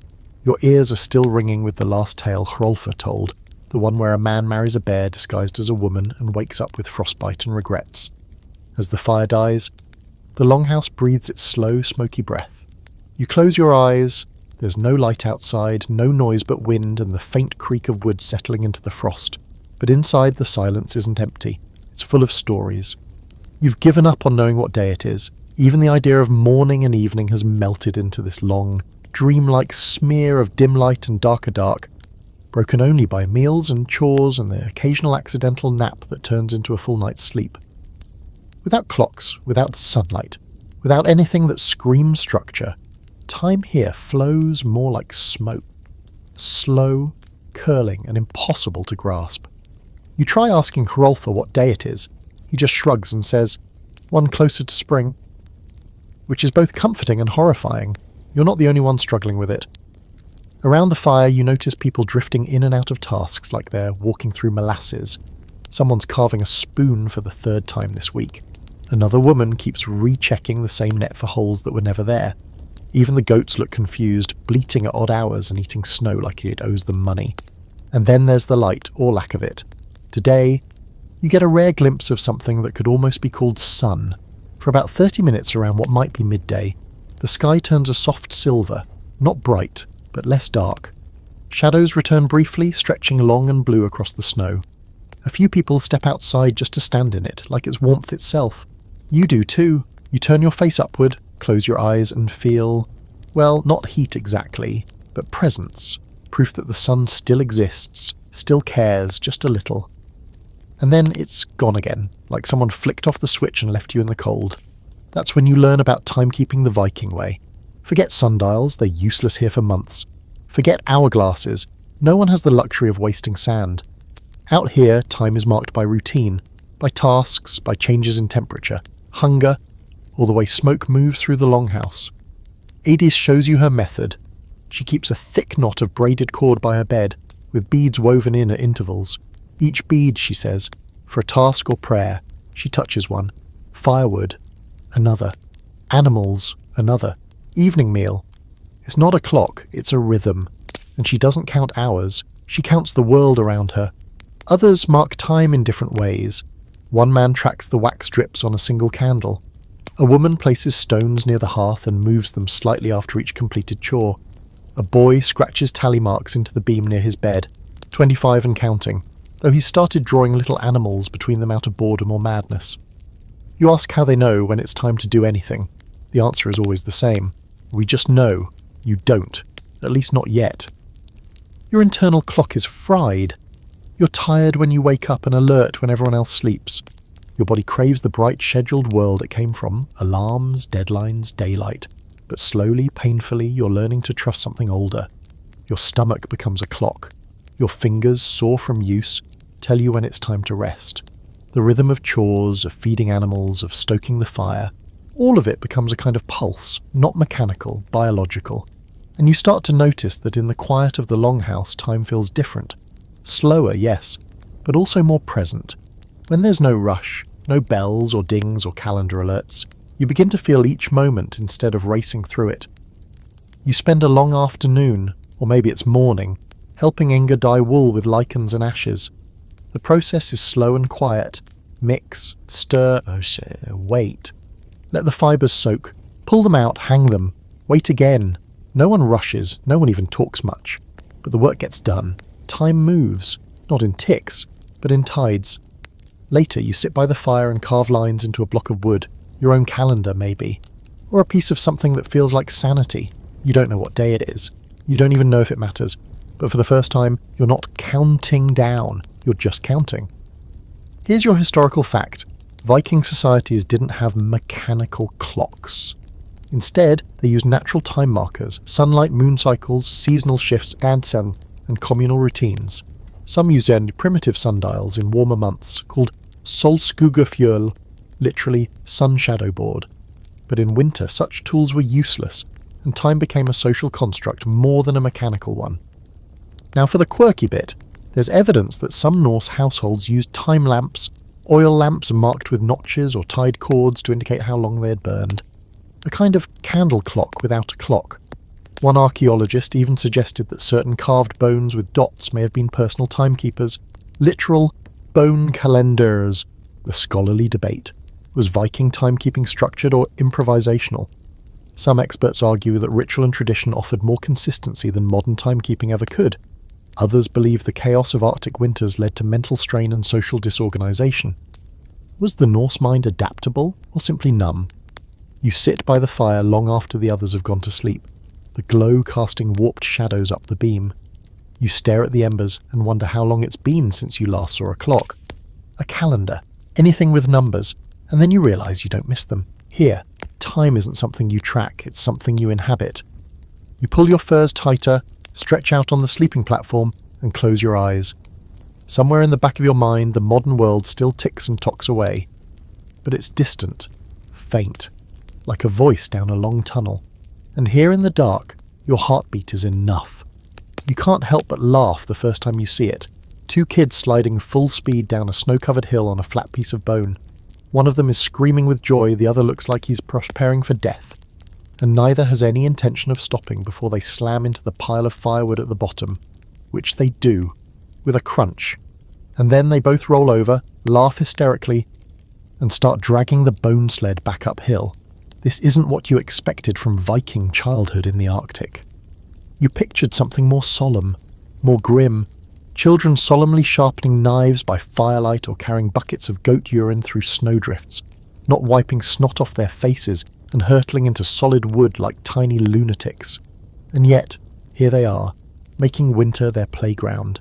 Idis sees you watching and smirks. Better they break an arm now than their necks later. That's the Viking parenting philosophy in one sentence. It turns out that, yes, Viking kids worked. Hard. They carried water, helped mend clothing, fed animals, scraped hides, prepared meals, and tended to younger siblings, while their parents prepared for the next disaster. But they also played. Not with toys like you know them, Jun, but with whatever was around, carved sticks, bone dice, bits of driftwood, and apparently the laws of physics. You join a group of children building a snow fort. It's not just for fun. They're preparing for a snowball battle with another group across the longhouse. You try to help build a wall, only to get ambushed by 3 kids with surprisingly well-packed projectiles. The snow stings your face. Your dignity takes a hit. But you're laughing before you can even catch your breath. Inside the longhouse there's less chaos but just as much creativity. A girl is carving runes into a strip of bark. Another boy is twisting goat sinew into string, his tongue sticking out in concentration. They chatter in bursts of Old Norse, but even without understanding you catch the rhythm. Jokes, dares, dramatic retellings of things that happened 5 minutes ago. They aren't just surviving the winter, they're growing up in it. You ask Inga what it's like raising children in the cold months. She doesn't hesitate. They get stronger, or they don't. Winter teaches fast. It sounds brutal, but not cruel. There is no room here for softness that doesn't serve a purpose, no. No helicopter parenting, no hand-wringing over scraped knees. A child who learns how to keep warm, who to trust, how to find dry firewood, that's a child who might live to see the thaw. Later you watch a small boy, maybe 5, dragging a piece of meat across the floor, muttering instructions to a dog that clearly outranks him socially. He's not being coddled or corrected, just watched, observed, allowed to fail or succeed on his own terms, and somehow he does. You remember something Adi said earlier? We don't raise children, we prepare them. There's a difference, and it runs deep here. In the Arctic, your childhood isn't an escape from responsibility. It's the slow, painful, joyful process of learning how not to die. And yet, not everything is rough edges and discipline. At night, when the chores are done and the wind howls outside like a hungry beast, the kids gather close to their parents and curl up into shared nests of fur and warmth. You see a mother gently combing lice from her daughter's hair, singing a low lullaby that makes your chest ache even though you don't know the words. A father carves a little figure for his son and hands it over like it's treasure. These aren't moments of luxury, they're survival mechanisms made tender. Because winter doesn't just freeze the world. It presses in day after day, shrinking your entire life down to a few square meters and the people inside them. And in that closeness, even the smallest gestures become massive. A shared joke, a warm hand, a new pair of socks. Here's your historical fact. Viking children, especially in rural settlements, were expected to begin contributing to household survival from as young as 4 or 5. Tasks were assigned based on strength and maturity, and play often mirrored adult responsibilities. Still, play was essential, not just for joy, but for learning. Archaeological finds include carved animals, toy swords, sleds, and simple musical instruments, all likely made for or by children. The quirky fact: Norse sagas often include child prodigies, tiny warriors, wise little girls, kids who outwit adults with clever tricks. Whether myth or mirror, these tales suggest that even the youngest were valued not just as future adults, but as full members of the community. One story even tells of a boy who killed a wolf with a sharpened spoon. Is it true?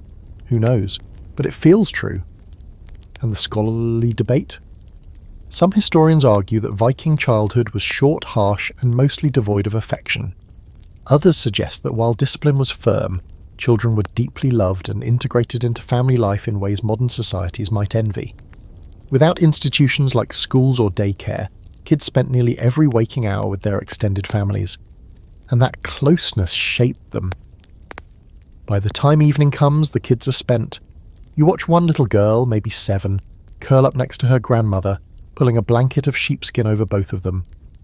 Another boy crawls under the bench with the dog and immediately starts snoring. Even the goat seems too tired to bother them. You settle into your own fur pile, watching the flicker of firelight dance across soot-streaked beams, and realise how differently you're starting to see the longhouse. It's not just a smoky bunker full of tough survivors.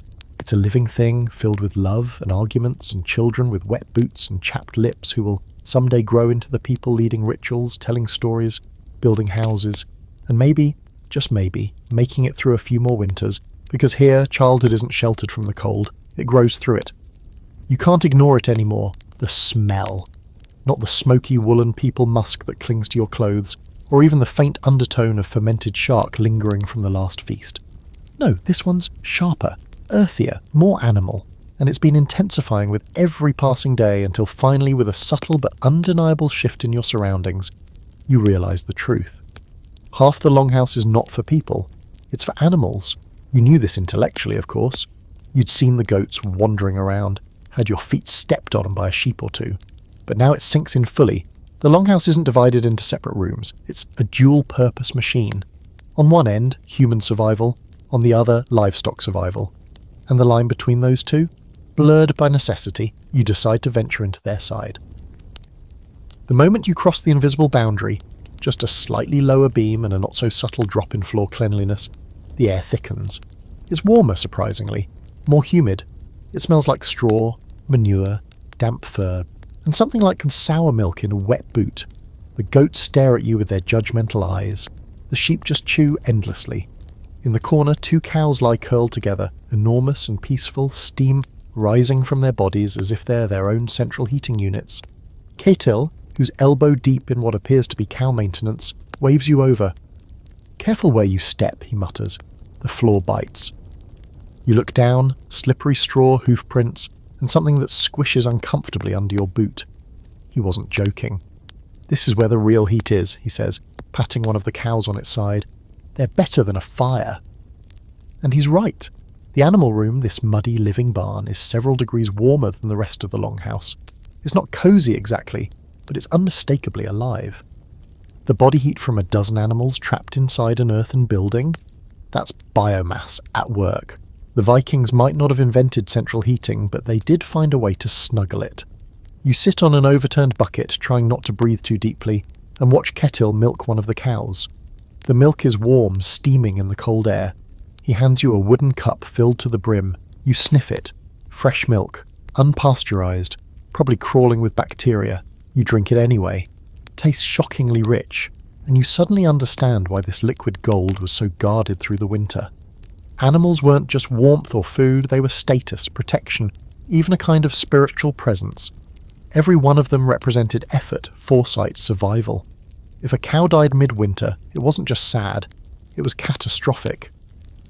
You learn that the animals are brought in during late autumn and stay until spring. Yes, they poop inside. Yes, they sometimes panic or escape or give birth in the middle of the night while someone's trying to sleep 2 meters away. But they're part of the household now, part of the team. No one here lives above their animals. They live with them. It's humbling. You're sharing space not just with people, but with creatures who give milk, wool, meat, warmth. You watch a girl gently brushing ice out of a goat's fur, humming about under her breath. A boy carefully replaces straw under a limping sheep. There's no disdain here. No us and them. Only warmth and the things that produce it. Back on the human side of the house, Adis explains how careful they are about placement. Cows near the middle wall, goats at the edge, chickens. We keep in cages, they peck. You laugh. She doesn't. They peck, she repeats, dead serious. You help scoop straw later, clear out waste, and adds a new layer of dried moss along the floor to keep the worst smells in check. It's not glamorous, but it's oddly satisfying. You're learning that survival isn't just fire and fur, it's maintenance, and animals need a lot of it. Still, it's not without challenges. Disease spreads fast in these tight quarters. One cough from a sick goat can turn into a full-blown crisis. Food must be rationed not just for people, but for every beast inside. And water, always cold, always scarce, is hauled bucket by bucket from a frozen stream, often requiring you to chop through several inches of ice first. There are no days off. Here's your historical fact. Viking longhouses were often shared spaces, animals and humans cohabiting through winter. The layout varied, but many houses had animals occupying 1/3 of the structure, usually at the lower end for better drainage. Archaeological evidence from Norse farms in Iceland and Greenland shows clearly partitioned yet connected spaces for livestock, essential for maintaining warmth and food supplies during months when going outside was dangerous. Now for the quirky detail. In some Icelandic households, people slept above the livestock area on elevated platforms or lofts, not for safety, though that was a bonus, but for warmth. Rising heat from the cows below made the sleeping platforms the warmest spots in the entire building.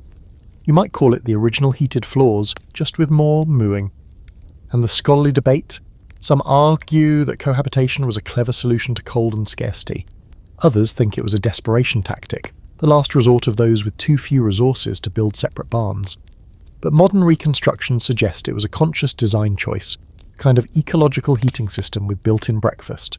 That night, as you settle into your now familiar sleeping furs, you find yourself closer to the wall than usual, closer to the livestock. You can hear them breathing, shifting, sighing. The low living sounds are oddly comforting. The goat even bleats once, as if to check you're still there. You are, and for once, you don't mind the smell. It begins with a cough, a single rasping hack in the darkness that echoes louder than it should. Then another, from someone on the far end of the longhouse. A child sniffles. Someone sneezes hard enough to wake a chicken. You sit up slowly, rubbing the crust of smoke and sleep from your eyes. It's colder than usual, the air heavy and sour. Your throat burns. Illness. It moves like fog in these tight quarters. Quiet, creeping, impossible to keep out. And once it arrives, you realise just how vulnerable the Vikings were, even wrapped in furs and seasoned by the cold. They could outsmart the weather, outlast the hunger. But sickness? Sickness didn't play by the rules. By morning, 3 people are coughing hard. Adis makes the call. The sick must be separated. Not outside, said of course, that's a death sentence. Instead, they're moved to the least trafficked end of the longhouse, behind a row of crates and furs hung like makeshift curtains. You help string them up, your fingers stiff with cold, your breath visible. It doesn't feel like protection, it feels like surrender. The infected are wrapped in extra layers, given out a warm broth and slushy onion poultices that smell worse than the goat pen. You ask Inga what's in the mixture and she shrugs. Moss, bile, root. It worked on my sister once. That seems to be the logic behind most of their remedies, anecdotal evidence mixed with blind optimism and a pinch of ritual. One man lies on his side, shivering under a fur pelt, sweat glistening on his brow despite the frigid air. You help hold his head while someone trickles a spoonful of honey water into his mouth. For the lungs, they say. Another person brings over dried mushrooms crushed into a thick paste. You don't ask what kind. Some cures don't come with explanations. There's no doctor, no medicine cabinet, no thermometer to tell you how bad it is, just the knowledge passed down from mothers and grandmothers, what herbs to use, what bark to chew, what prayers to whisper when the fever spikes. Healing here isn't sterile, it's messy, desperate, and more spiritual than scientific. You start noticing the signs of effort everywhere, dried bundles of yarrow and thyme hanging from beams, bark stored in small clay jars, charcoal ground and mixed with fat for poultices. The healers, usually women, though not always, work constantly, not just when someone's sick, but long before. Every summer herb picked, every root stored is part of the winter defence. And yet, even with all that effort, the longhouse feels vulnerable now. The air carries the weight of uncertainty. People move slower, quieter. Conversations drop into whispers. When someone coughs too hard, eyes flick toward them like wolves watching a limping deer. You begin to understand why some Viking graves contain so few old bones. Not because they didn't honour their elders, but because not everyone made it that far. Winters were long, illness relentless. There was no modern immune system cushioned by antibiotics and annual checkups. You got sick, you either recovered or you didn't. Simple as that. To pass the time and avoid breathing in too deeply, you help grind dried plants into powder. A strange blend of moss, dried berries, pine resin, and something that smells like tree bark and regret. You help brew it into tea. It's bitter. It makes your tongue go slightly numb, but everyone drinks it. That night, a ritual.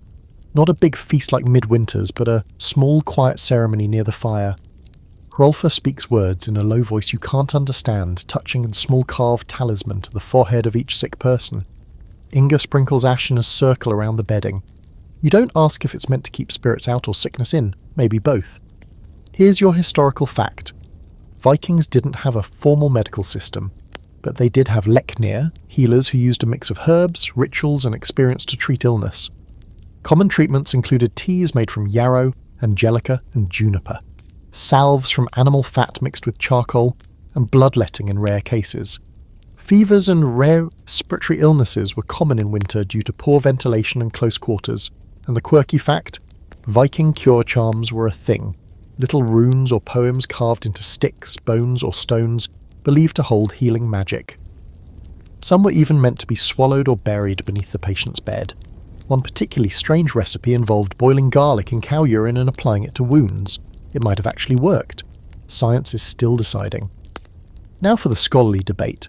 Were Viking medical practices mostly effective herbalism or more like superstition? Some historians argue that their remedies were grounded in genuine empirical knowledge, passed through generations and honed by necessity. Others say it was mostly symbolic, a way to comfort the sick when hope was slim. The truth probably lies in the overlap. By morning, one of the children is better. She's still coughing, but her eyes are brighter, and she asks for broth. Hope flickers in the longhouse like the fire, small but warm. But another man, the one with the shaking hands and fevered breath, worsens. You hold his cup, you wipe his brow, you learn what care really looks like when all you have is a cloth and your own 2 hands. You lie awake that night, listening to the coughs across the room, the steady breathing of animals, the endless howl of the wind pressing against the walls like it's looking for a way in. And you realise you're not afraid of the cold anymore. You're afraid of what happens when the warmth runs out. The first thing you notice is the quiet. Not the usual hush of a snow-covered world, but something deeper, more total. You step outside the longhouse early, so early in fact that time seems to fold in on itself. The cold is sharp enough to bite the inside of your nose, but your ears are what really catch your attention. They're straining, trying to find something, anything beyond your own heartbeat, and the faint crunch of snow beneath your boots. There's nothing. No wind, no birds, no distant rustle of trees. The world has gone mute, and in that silence you hear it. The hum. It's not loud, it doesn't announce itself. It's the kind of sound that makes you question whether you're actually hearing it or just imagining something to fill the void. But it's there, low, distant, almost like a throat singing in reverse, a deep vibration that seems to come from the ground itself. You pause, hold your breath, it's still there. Catil appears beside you, stomping the snow from his boots, and you ask him, half joking, if the earth is singing. He doesn't laugh. That's the ice, he says, serious, talking to itself. You've heard about this. Ice can moan, creak, even roar as it shifts. Snow can settle with a sound like breath. Frozen rivers groan under their own weight. But this is something stranger, like the land is whispering in its sleep. As you listen, you realise that Arctic silence isn't truly silent. It just operates on a different frequency. The kind that slips under your skin without asking permission. You start paying more attention to the sounds of this frozen world. The way snow squeaks under pressure, high-pitched and brittle. The soft flutter of owl wings overhead in the brief moments of twilight. The sudden sharp crack of distant ice splitting, loud enough to make your heart jolt but too far to see. Back inside, the longhouse has its own soundtrack. The fire pit pops and hisses. People murmur, cough, snore. Wood creaks, wool rustles. It's not loud, but it's alive. A living, breathing soundscape of survival. You begin to hear the rhythm in it, the beat of the cold months. And strangely, it comforts you. Later in the day, you walk with Hrolfr to a frozen stream to collect ice blocks for melting. Your boots crunch in rhythm with his, and the only other sound is your own breathing. He stops mid-step, holds up a hand, and you both listen, nothing. And then, far off, a whoomph, a soft, deep sound like someone exhaling under miles of snow. Hrolfr nods. Ice is moving under the river. Good sign. Means it hasn't died. You realise he talks about the landscape the same way he talks about animals. It's not scenery. It's a presence, though, and sound is how you know it's still alive. As the days pass, you learn to distinguish the difference between normal longhouse noises and the ones that matter. A goat stomping in a panic. Possible predator. A beam groaning too loudly. Snow load might be too heavy. Someone coughing in a different rhythm. Get the moss tea ready. In this world, silence is suspicious. Sound is signal. Every creak, every rustle, every breath is information. You're learning to listen like a Viking. That night, Hrolfr shows you a little trick. He places a carved bowl of water on the floor, watches the surface. When the wind comes hard, water will move before we hear it. Sure enough, as the evening deepens, the water ripples, gently then steadily. Moments later, the first howl of wind snakes through the eaves. The house creaks, snow shifts. Everyone inside glances up, unconcerned but alert. The longhouse has heard this before. Here's your historical fact. In winter-bound Norse settlements, especially in Iceland and Greenland, silence wasn't just a backdrop, it was a tool. Sound, or the absence of it, gave critical clues about weather changes, animal behaviour or structural issues in buildings. Experienced farmers and hunters learned to predict danger by listening, often before seeing any evidence. Now for your quirky twist. Norse oral tradition includes references to snow voices, not literal voices, but metaphors for the way snowpack speaks to those who know how to hear it. Some skalds, poets, even included descriptions of the mood of ice in their verses. One Icelandic tale mentions a man who could hear the sky crack before a storm and was considered part elf. Naturally. And tonight's scholarly debate, was Viking sound awareness a cultivated skill, or just a natural result of their environment? Some anthropologists believe it was a deeply ingrained cultural adaptation, a kind of sensory literacy that's nearly extinct in modern times. Others argue it's just what happens when you remove artificial noise. You hear again. The world speaks, and you finally have the quiet to notice.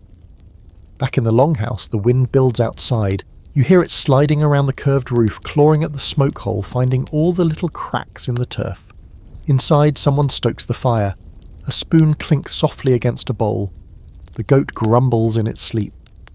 You lie back on your fur mat, eyes closed, and let the longhouse sounds wash over you. It's not silence, not even close. It's the music of endurance, the drumbeat of old wood, soft feet, low voices, the sound of people still here, and under it all, barely audible, the low hum of winter continues. You thought maybe, just maybe, winter would pause the fighting, that surely even the most battle-hardened Viking would look out at a frozen wasteland of knee-deep snow, gale-force winds, and sub-zero temperatures and think, you know what, maybe we skip war season this year. But no, absolutely not. Because apparently not even a solid sheet of ice covering the entire world can keep Vikings from picking up weapons and chasing each other through the snow like angry bears in chainmail. It starts with shouting. Not the usual kind. This is sharper, laced with tension, the kind that cuts through the cold like an axe blade. You're pulling on your boots when the front of the longhouse creaks open and two men rush in, snow spraying behind them. One's panting, the other is bleeding from a gash on his arm. They speak quickly, too fast for you to catch much, but the mood of the room shifts immediately. Adis goes stiff. Hrolfr stands up like someone hit a war drum. You ask what's going on. The answer is direct. Raiders. It doesn't make sense. Raiders? Now? In this weather? But then again, you've seen these people ice bathe and eat shark jerky. Logic froze to death months ago. They say the nearby settlement just a day's travel over the ridge has been hit. Livestock taken. A storage hut burned. No one dead, but that's mostly luck. The attackers, probably a rival clan. Maybe old enemies. Maybe desperate. Winter makes people strange. Hunger makes them strangers. By nightfall, preparations are already underway. Weapons pulled from their spots on the walls, sleds checked and lashed together, skis, yes skis, dragged from the barn and inspected for cracks. You're half convinced this is still a joke, until you watch Hrolfr tighten the straps on a pair of narrow wooden skis with terrifying calm. You ask, with increasing alarm, "You're going to fight? On skis?" "Yes," he says, as if this is the most natural thing in the world. How else would we catch them? The war party leaves at dawn, which in Viking winter means something between early twilight and still night. They travel light, fur cloaks, shields, spears and bows. No horses, too loud, too slow. Just men gliding over the snow like ghosts, their breath steaming in the dark. You stay behind, but the tension travels with them. What surprises you is how routine it all feels. No speeches, no dramatic goodbyes, just a nod from Hrolfr, a muttered blessing from Adis, and they're gone. As if going to war in the middle of winter is just another line on the chore list between mend fishing net and don't freeze us to death. In their absence, the longhouse feels hollow. Everyone moves quieter. Conversations stop and start like broken wheels. The fire seems smaller. Even the animals sense it. More pacing, more nervous bleating.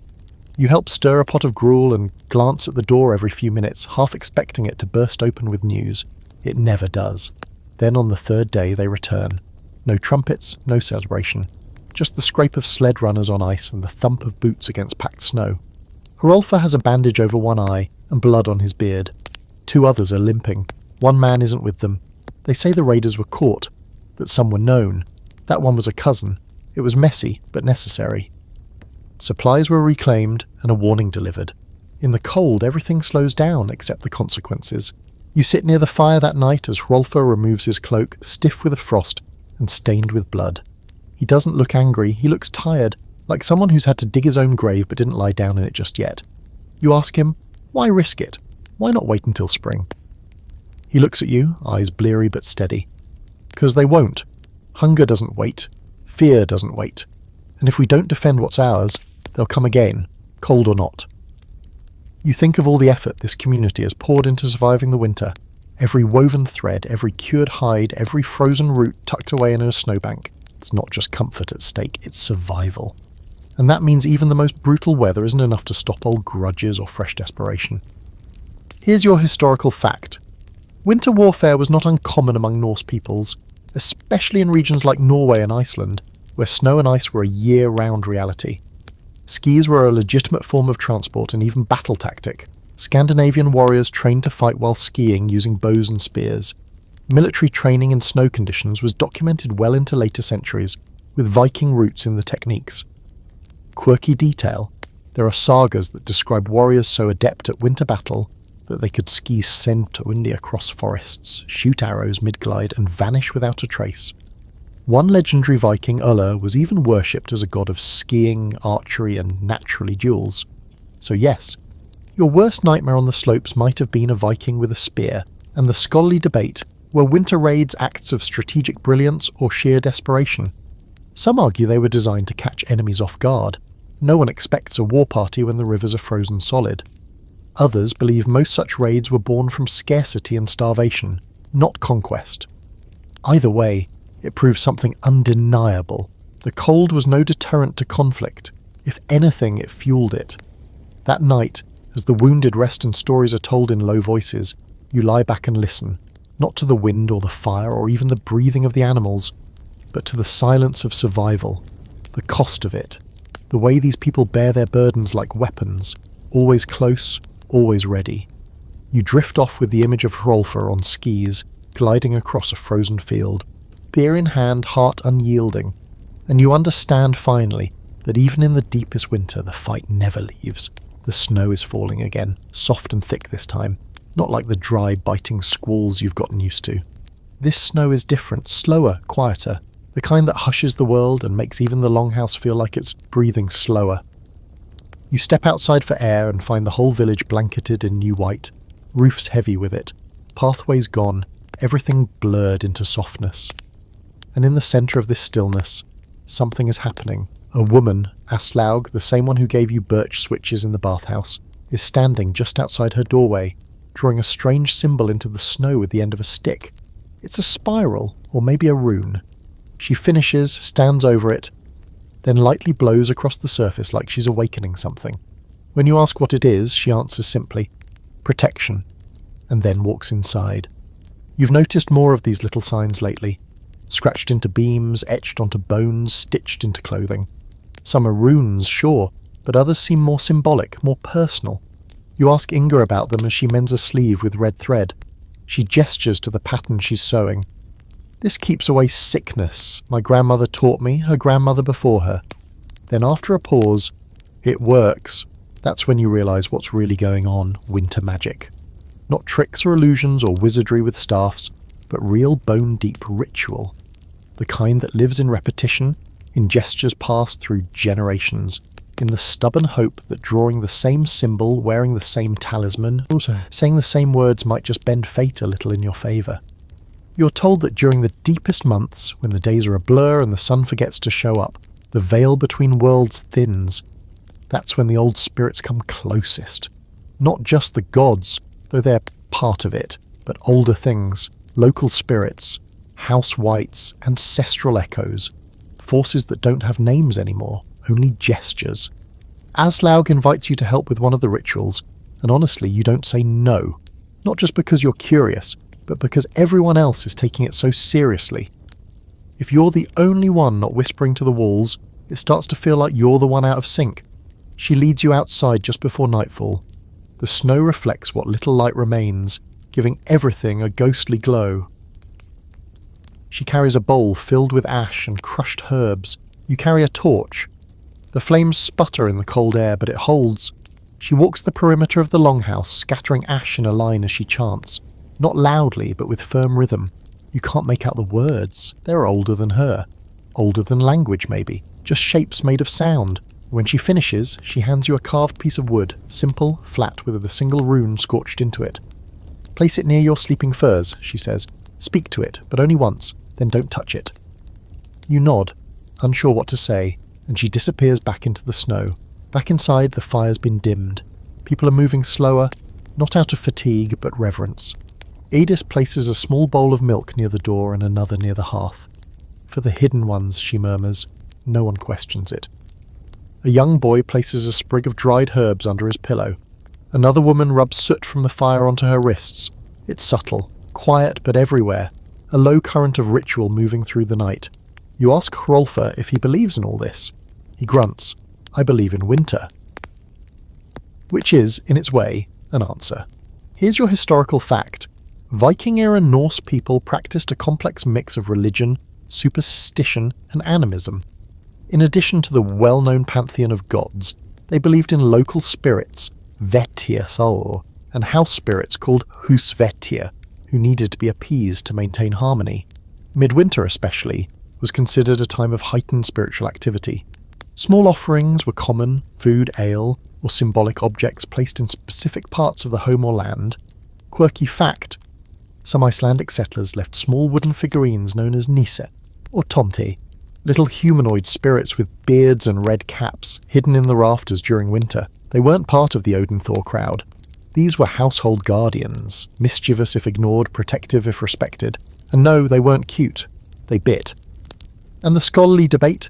Historians still argue over how much of Viking-era belief was formal religion versus informal folk magic. Some see these rituals as leftovers from pre-pagan animism, while others argue they were central to the Norse understanding of their place in the world. There's a growing consensus that Norse spirituality wasn't hierarchical, it was layered. Gods above, spirits beside, ancestors within. That night, you sit by the fire holding your little carved rune, unsure whether to whisper to it or just stare. Eventually, you murmur something. Quiet, clumsy, probably wrong, but the moment you do, you feel the weight of the longhouse around you. The thick sod walls, the packed snow outside, the heat from the bodies around you, the heartbeat of the place. You place the rune near your furs and lie down. The wind picks up again, brushing the roof with long, cold fingers. Somewhere beyond the wall, you hear the low crack of shifting ice, followed by silence. You breathe slowly. Close your eyes. Whether or not the magic is real, you believe in the people who believe in it, and maybe that's enough. You wake up gasping. It's not fear exactly, or even cold. It's like you've just surfaced from deep underwater, dragged from a dream that was too big for your brain. You lie there, heart racing, eyes wide in the smoky dark, trying to remember what it was. A woman with antlers, a voice that spoke in water, something chasing you across a frozen lake. It's already slipping away. Around you, the longhouse breathes its usual rhythm. Snores, sighs, soft shuffling. The fire's down to low red coals. Outside, the wind whispers like it knows a secret. But inside you, something is buzzing. Like the dream didn't leave. Like it's still waiting just under the surface. You roll over and stare at the rune Aslaug gave you, still nestled in the fur beside your bed. It hasn't moved. It doesn't glow or hum or whisper ancient wisdom. But still, you can't shake the feeling it's watching or listening. And then it dawns on you. This is normal. Not just for this time or this place, but for this part of winter. The dream world. The place your mind starts to wander when there's no sun to anchor your sense of reality, when the days bleed together and your thoughts stretch thin as ice on a lake. You sit with Idis the next day, helping grind herbs into paste for another batch of cold balm, and ask her if she's ever had strange dreams in the dark season. He nods without looking up. This is when the dead come whispering, she says, completely deadpan, and not all of them speak the truth. You blink. She finally glances up and smirks. Don't worry, most of them lie kindly. It's then you realise that dreaming in winter isn't just a thing that happens to Vikings. It's a known territory. A season unto itself. A time when sleep becomes a kind of second life, when the firelit world and the subconscious world tangle together like wool threads, with no clocks, No sunlight, and nothing to break up the monotony. Your brain starts inventing its own stories, and not always the comforting kind. That night you stay awake as long as you can, staring at the ceiling, counting the smoke-stained beams, listening to the longhouse creak. But eventually sleep wins, and the dreams return. This time it's a vast forest, frost-covered, endless. You walk barefoot through the snow, leaving no prints. Ahead, a man with a stag's head beckons silently, then disappears into the trees. You follow. You always follow. You wake with tears in your eyes and no idea why. You mention it to Hrolfr. He nods slowly and says, "That one comes to me too, usually before a storm." And you laugh, thinking he's joking, but he's not. He just slaps your shoulder and walks off, leaving you wondering how many people in this longhouse have seen the same horned figure, the same endless woods, the same dreamscape snow. Later you hear whispers about a woman who dreamed of fire and lost her husband to it the next day. About a child who dreamed of wolves and found one pacing outside the wall. Dreams aren't treated like fantasies here. They're omens, messages, warnings, not always right, not always clear, but noticed. Taken seriously, some even try to shape their dreams. You watch Inga place a carved stone beneath her pillow, then sleep facing north, murmuring something under her breath. You ask why. To invite the ancestors, she says. Sometimes they remember things we forget. And then there are those who don't want to dream at all. One man ties a strip of rawhide around his wrist before bed and chews a bitter root. "Keeps them out," he mutters. You don't ask what they are. Here's your historical fact. Norse culture placed significant weight on dreams and visions, especially during winter. Sagas often mention prophetic dreams, dream visits from gods or the dead, and the use of dreams as omens for the future. Some Sida practitioners, Norse magic workers, specialised in dream interpretation, often blending herbalism, ritual and trance-like states to walk between waking and sleeping worlds. Your quirky fact: there's evidence that some Viking sleepers used specific sleeping positions to induce certain kinds of dreams. One old Icelandic text claims that sleeping on the right side invited dreams of family, while the left summoned dreams of fate. Whether true or poetic, it's one more example of how carefully these people navigated even their unconscious hours. And the debate: did dreams function as genuine belief systems or as coping mechanisms? Some scholars argue that the long winters and sensory deprivation triggered natural hallucinations, sleep paralysis, and vivid dreaming, which were then interpreted through cultural lenses. Others believe dreams held sacred meaning regardless of their origin. Real or imagined, the dream world mattered. The next morning you wake with a start, your heart pounding. You remember your dream perfectly this time. It was just Hrolfr, standing in the snow, staring at you with empty eyes. He didn't say anything, but when you looked down, your hands were red and warm. You don't tell anyone. You walk outside needing air and stand in the snow barefoot for a moment. It hurts. It wakes you up. The wind brushes against your face, and for a moment you think you hear someone whisper your name. But it's just the wind, probably. You step back inside and pull your furs tighter. Not out of fear. Not even out of cold. Out of respect. For the dream. And the version of yourself that still lives in it. The night sky feels impossibly vast here. You step outside and freeze.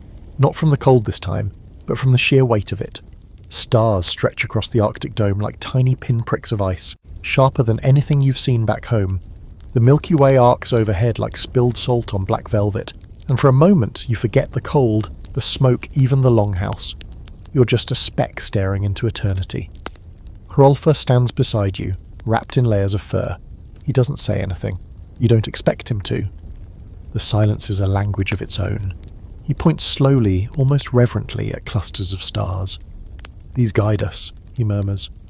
Not just for travel, he means, for survival. To orient yourself when the world is all white and the wind is a knife. To know direction when the sun sleeps for months. To read the sky like an open book. You've seen star charts before in books, but this is different. The constellations are not abstract patterns. They're landmarks, warnings, guides. Ursa Major, the Great Bear, points north. Cassiopeia forms a faint W above the horizon, a marker for the fjord route. Polaris, stubborn and bright, holds its place like a compass forged from ice. Hrolfr traces the lines with a gloved finger, telling stories as he goes, how the hunters used them to track reindeer, how raiders might follow the same stars in winter. and how the light of the heavens is the only thing that doesn't lie. And then the northern lights begin. Subtle at first, a green shimmer along the horizon, then growing brighter, ribbons of colour dancing across the sky, like spirits moving in slow, deliberate arcs. The Vikings called it Aurora Borealis, but here, Hrolfr whispers a different kind of truth. It's the breath of the gods, or perhaps the ancestors, reminding the living that even in endless cold there is colour, there is motion, there is life. You feel hypnotised. The lights twist and snap above you, casting a faint glow onto the snow and illuminating the longhouse roof like an emerald fire. You realise now why Norse myths often place supernatural beings in the sky. When the world is buried in snow and darkness, these celestial phenomena become reality. They guide, warn, and inspire. They are survival tools as much as they are art. Hrolfr finally speaks again, pointing at a subtle cluster near the horizon. If you follow that star through winter, it leads to food stores, safe routes, sometimes even to help. Lost a man once, Sky guided him. He shrugs, as though this is the most mundane thing imaginable. You nod, trying to absorb the enormity of it. It's not just navigation, it's hope. Later you return to the longhouse, but the image of the lights stays with you. Even inside, when the fire flickers low and the walls groan under snow, you feel it. Tiny, stubborn, like a pulse behind your ribs. The sky itself, a living map, has taught you that survival isn't just about walls, warmth, or food. It's about reading the signs, understanding the rhythm, and trusting what you can't touch. Here's your historical fact. Norse seafarers and settlers in Greenland and Iceland relied heavily on celestial navigation. Long before compasses, they used Polaris, the stars, and seasonal patterns to find safe routes across snow, ice, and sea. Astronomical knowledge was vital for winter survival. Quirky fact, some Vikings believed that the northern lights were the reflection of the shields of the Valkyrie as they rode across the sky, collecting fallen warriors. The lights were both awe-inspiring and a reminder that the dead and the living share the same cold, luminous world.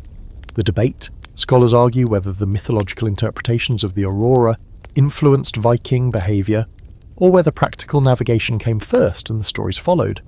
Likely it was both, a brilliant melding of art, myth, and survival instinct. You lie back in your furs that night thinking of constellations, spritzen, and glowing ribbons of light.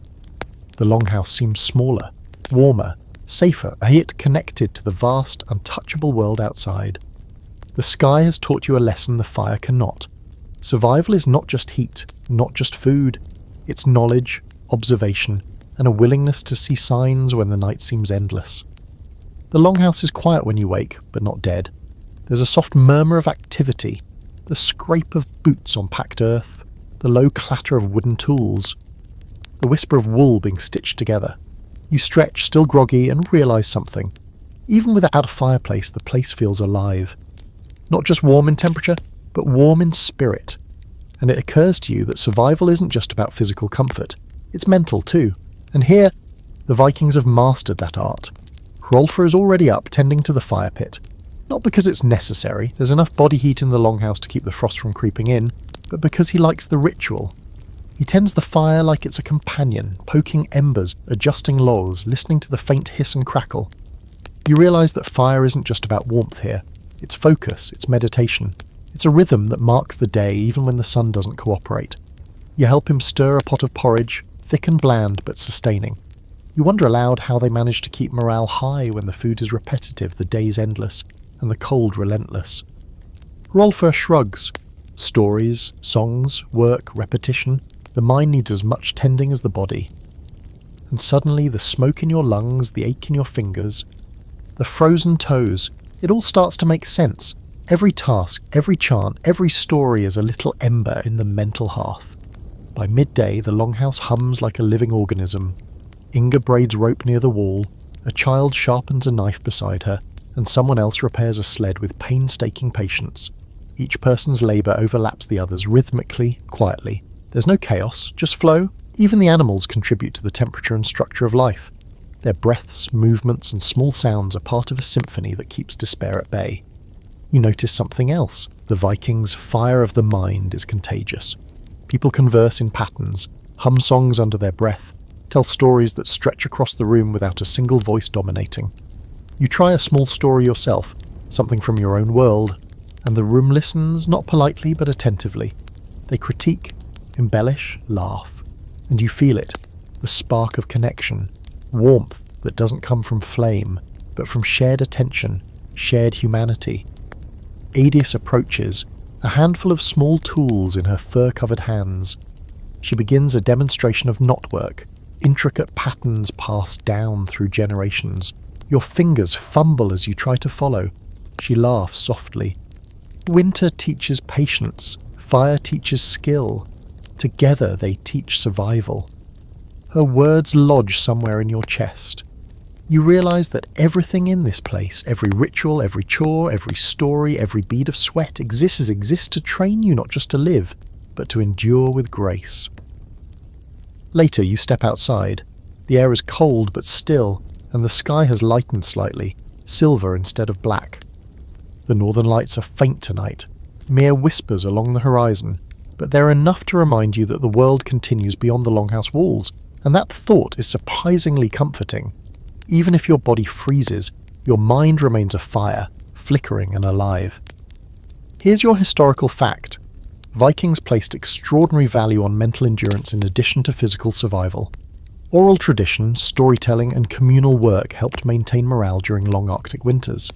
The structure and rhythm of daily life combined with social rituals were crucial for keeping communities cohesive through months of darkness and isolation. Quirky fact. Some sagas describe Vikings using memory songs, simple melodies to memorize complex tasks, such as weaving, tracking animals, or counting stored provisions. These tunes doubled as entertainment and mental exercise, essentially turning labor into music-based survival training. And the debate? Scholars argue whether these mental practices were consciously developed as psychological tools or arose naturally from social cohesion needs. Either way, it's clear. Surviving winter was as much about sharpening the mind as it was about stoking the fire pit. In the absence of conventional comforts, the Vikings relied on the strength of the intellect and the collective spirit, and it was just as vital as any heat source. You lie back that night, watching smoke curl lazily toward the ceiling. Your body is exhausted, but your mind hums with small victories, knots tied correctly, porridge stirred just right, a story remembered, a song hummed. The fire of the hearth is small, but the fire in your head is wide and roaring. You finally understand this is what keeps the Longhouse alive when the Arctic seeks to claim it. It's the fire of thought, ritual, and shared existence, and it burns hotter than any log. Spring doesn't announce itself politely. There's no calendar, no songbird suddenly appearing, no sunlight stretching over the horizon like a hand lifting the lid off the world. Instead, it creeps in quietly, reluctantly, almost apologetically. One morning you wake to find that the snow has softened in odd places, forming puddles beneath the Longhouse eaves. The ice along the frozen river groans differently, a dull, shifting hum rather than its usual crack and moan. And the wind has changed. It carries hints of mud, of thawing grass, of water not yet sealed. You recognize it instantly. Change is here. Spring has arrived, slowly and with no fanfare. Inside the Longhouse, people notice it too. Adie steps outside and lets her cloak fall from her shoulders, letting the first warmth brush her arms. Hrolfr adjusts the fire, knowing less warmth is needed, but keeping embers alive anyway, a safety precaution and a signal that winter has not surrendered fully. Children fling open doors, laughing as snow slush hits boots, and animals stir more eagerly, sensing more daylight, more freedom and more feed. Even the goats seem lighter, their breath no longer curling into icy clouds indoors. The whole place vibrates differently, like a heartbeat returning to normal after a long frozen pause. You wander through the thawed perimeter, noticing things you barely saw before. Mud beneath the snow is rich and fragrant. Sticks poke out at odd angles, remnants of last autumn's fallen branches. Frost has retreated from tree bark, leaving shiny veins of moisture that glint in the pale sunlight. Everything seems alive again, just waking, just beginning. You realize the Vikings knew this moment better than any calendar could tell them. The first thaw was a signal, a call to action, a warning and a promise at once. Spring is here, work begins anew, and survival enters its next phase. Food scarcity shifts too. Frozen caches thaw slowly, and the first vegetables of the season are carefully dug out of storage. People handle the provisions with the reverence of those who survived months of deprivation. Leftover preserved meat is re-examined, herbs are sorted, dried roots weighed, and water from newly flowing streams is collected, tested, and stored. The longhouse transforms again, from a chamber of survival to a hub of preparation for the new cycle. Winter is over, but the struggle for sustenance never truly ends. This change also brings social shifts. Children run more freely outside, playing games with sticks and snow rather than cooped in the longhouse. Work outside becomes possible, repairs to the fence, clearing pathways, mending roof thatch damaged by heavy winter snows. Adults collaborate differently, taking advantage of daylight and slightly warmer temperatures. Even storytelling adapts. Tales of frost and endurance give way to songs of hunting, planting, and preparation for fishing season. The community breathes collectively, rhythmically, as if the thaw itself has lifted a weight from their shoulders. Here's your historical fact. In Norse settlements, the transition from winter to spring marked a critical phase in survival. Communities shifted focus from indoor maintenance and preservation to outdoor work, including repairing homes, preparing fields for planting, and hunting migratory animals returning to the region. This seasonal adaptation was crucial to long-term survival in the Arctic. Quirky fact, some Icelandic farms still keep a tradition of spring cleansing, where the first meltwater is used to wash homes, clean utensils, and even bless livestock. It's both practical and ceremonial, carrying echoes of ancient Norse survival customs. Water that thawed the snow literally marked renewal. And the scholarly debate? Some historians argue that Vikings timed raids and trade expeditions specifically to align with spring thaw, when travel was safer and resources were more abundant. Others insist that survival imperatives, such as tending livestock, repairing longhouses, and reclaiming stored food, dominated communal activity before any thoughts of raiding or trading. Likely it was both. The physical thaw dictated opportunity, and cultural priorities dictated how that opportunity was used. As you step back inside the longhouse that evening, the air is warmer, damp in places, heavy with the scent of melting snow and mud. Furs no longer cling to skin with the sharpness of frost. The fire pit is reduced to glowing embers, barely necessary but still comforting. You watch Hrolfa and Idis discuss tasks, children chase each other with their newfound energy, and animals stretch their legs in the thawed pen. For the first time in months, it feels like the longhouse is not just surviving, it's living. And in that moment you understand that survival isn't a single winter challenge, a single feat of endurance or a single skill learned in the cold. Survival is an ongoing rhythm, a cycle of ice, snow, thaw, and work. It's watching the world change outside the walls and adjusting inside them. It's learning to read the signs, to prepare for the unknown, and to cherish the moments when life, finally, feels almost easy. By now you've stopped counting days, hours, or even nights. Time here has melted into cycles: sleep, eat, work, tell stories, survive, repeat. And yet spring brings subtle urgency. Snow melts faster than your muscles can adjust. Streams rise, carrying ice chunks that make you nervous for the livestock. The ground softens into mud, and every step outside now carries risk. You feel it in your bones. Winter's tyranny is ending, but survival doesn't retire with frost. The longhouse hums differently now. It's brighter, wetter, and smells of thawed straw and steaming animal breath mingled with the fresh scent of snowmelt. Children run barefoot through shallow puddles, squealing as if the world itself has become a playground. Adults repair fences, roofs, and sheds with renewed energy, pacing their work to take advantage of daylight. There's a rhythm to it, less intense than winter, more fluid, but no less critical. Everything you do now has consequences.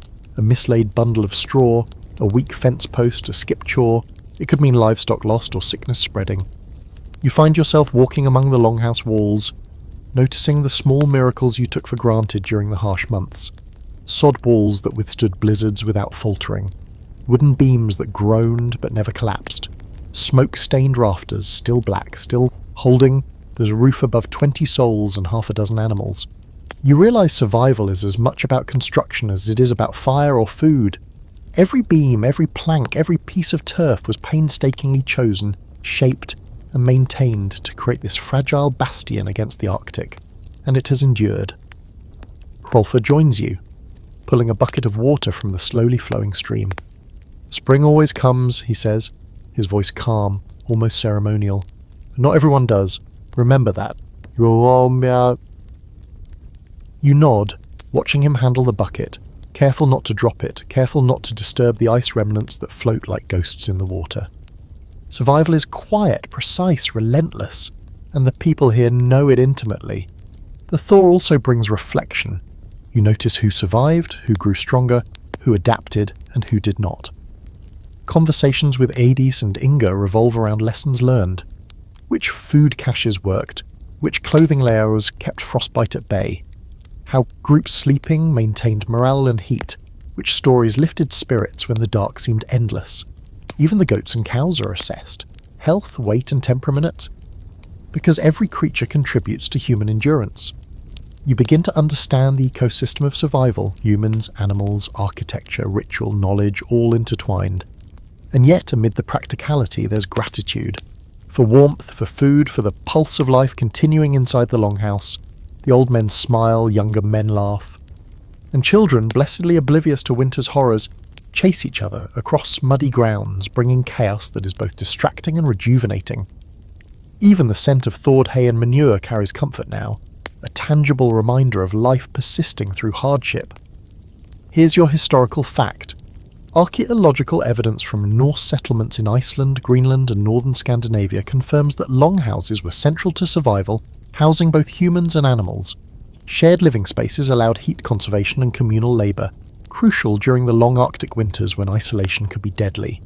Winter preparations, preserved food and building maintenance were deliberate strategies passed from one generation to the next. Quirky fact, some Viking households used snowmelt as a way to test structural integrity.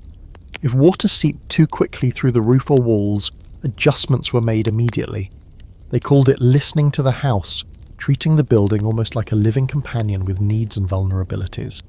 The debate, scholars differ on whether Norse survival was primarily the result of ingenious architecture, communal strategies, or sheer human adaptability. Most agree it was a combination. Enduring Arctic winters required layered knowledge, practical, social and psychological. Houses, clothing, food, ritual and storytelling formed a network that ensured survival against overwhelming odds. As the thaw progresses, the longhouse doesn't just endure, it thrives.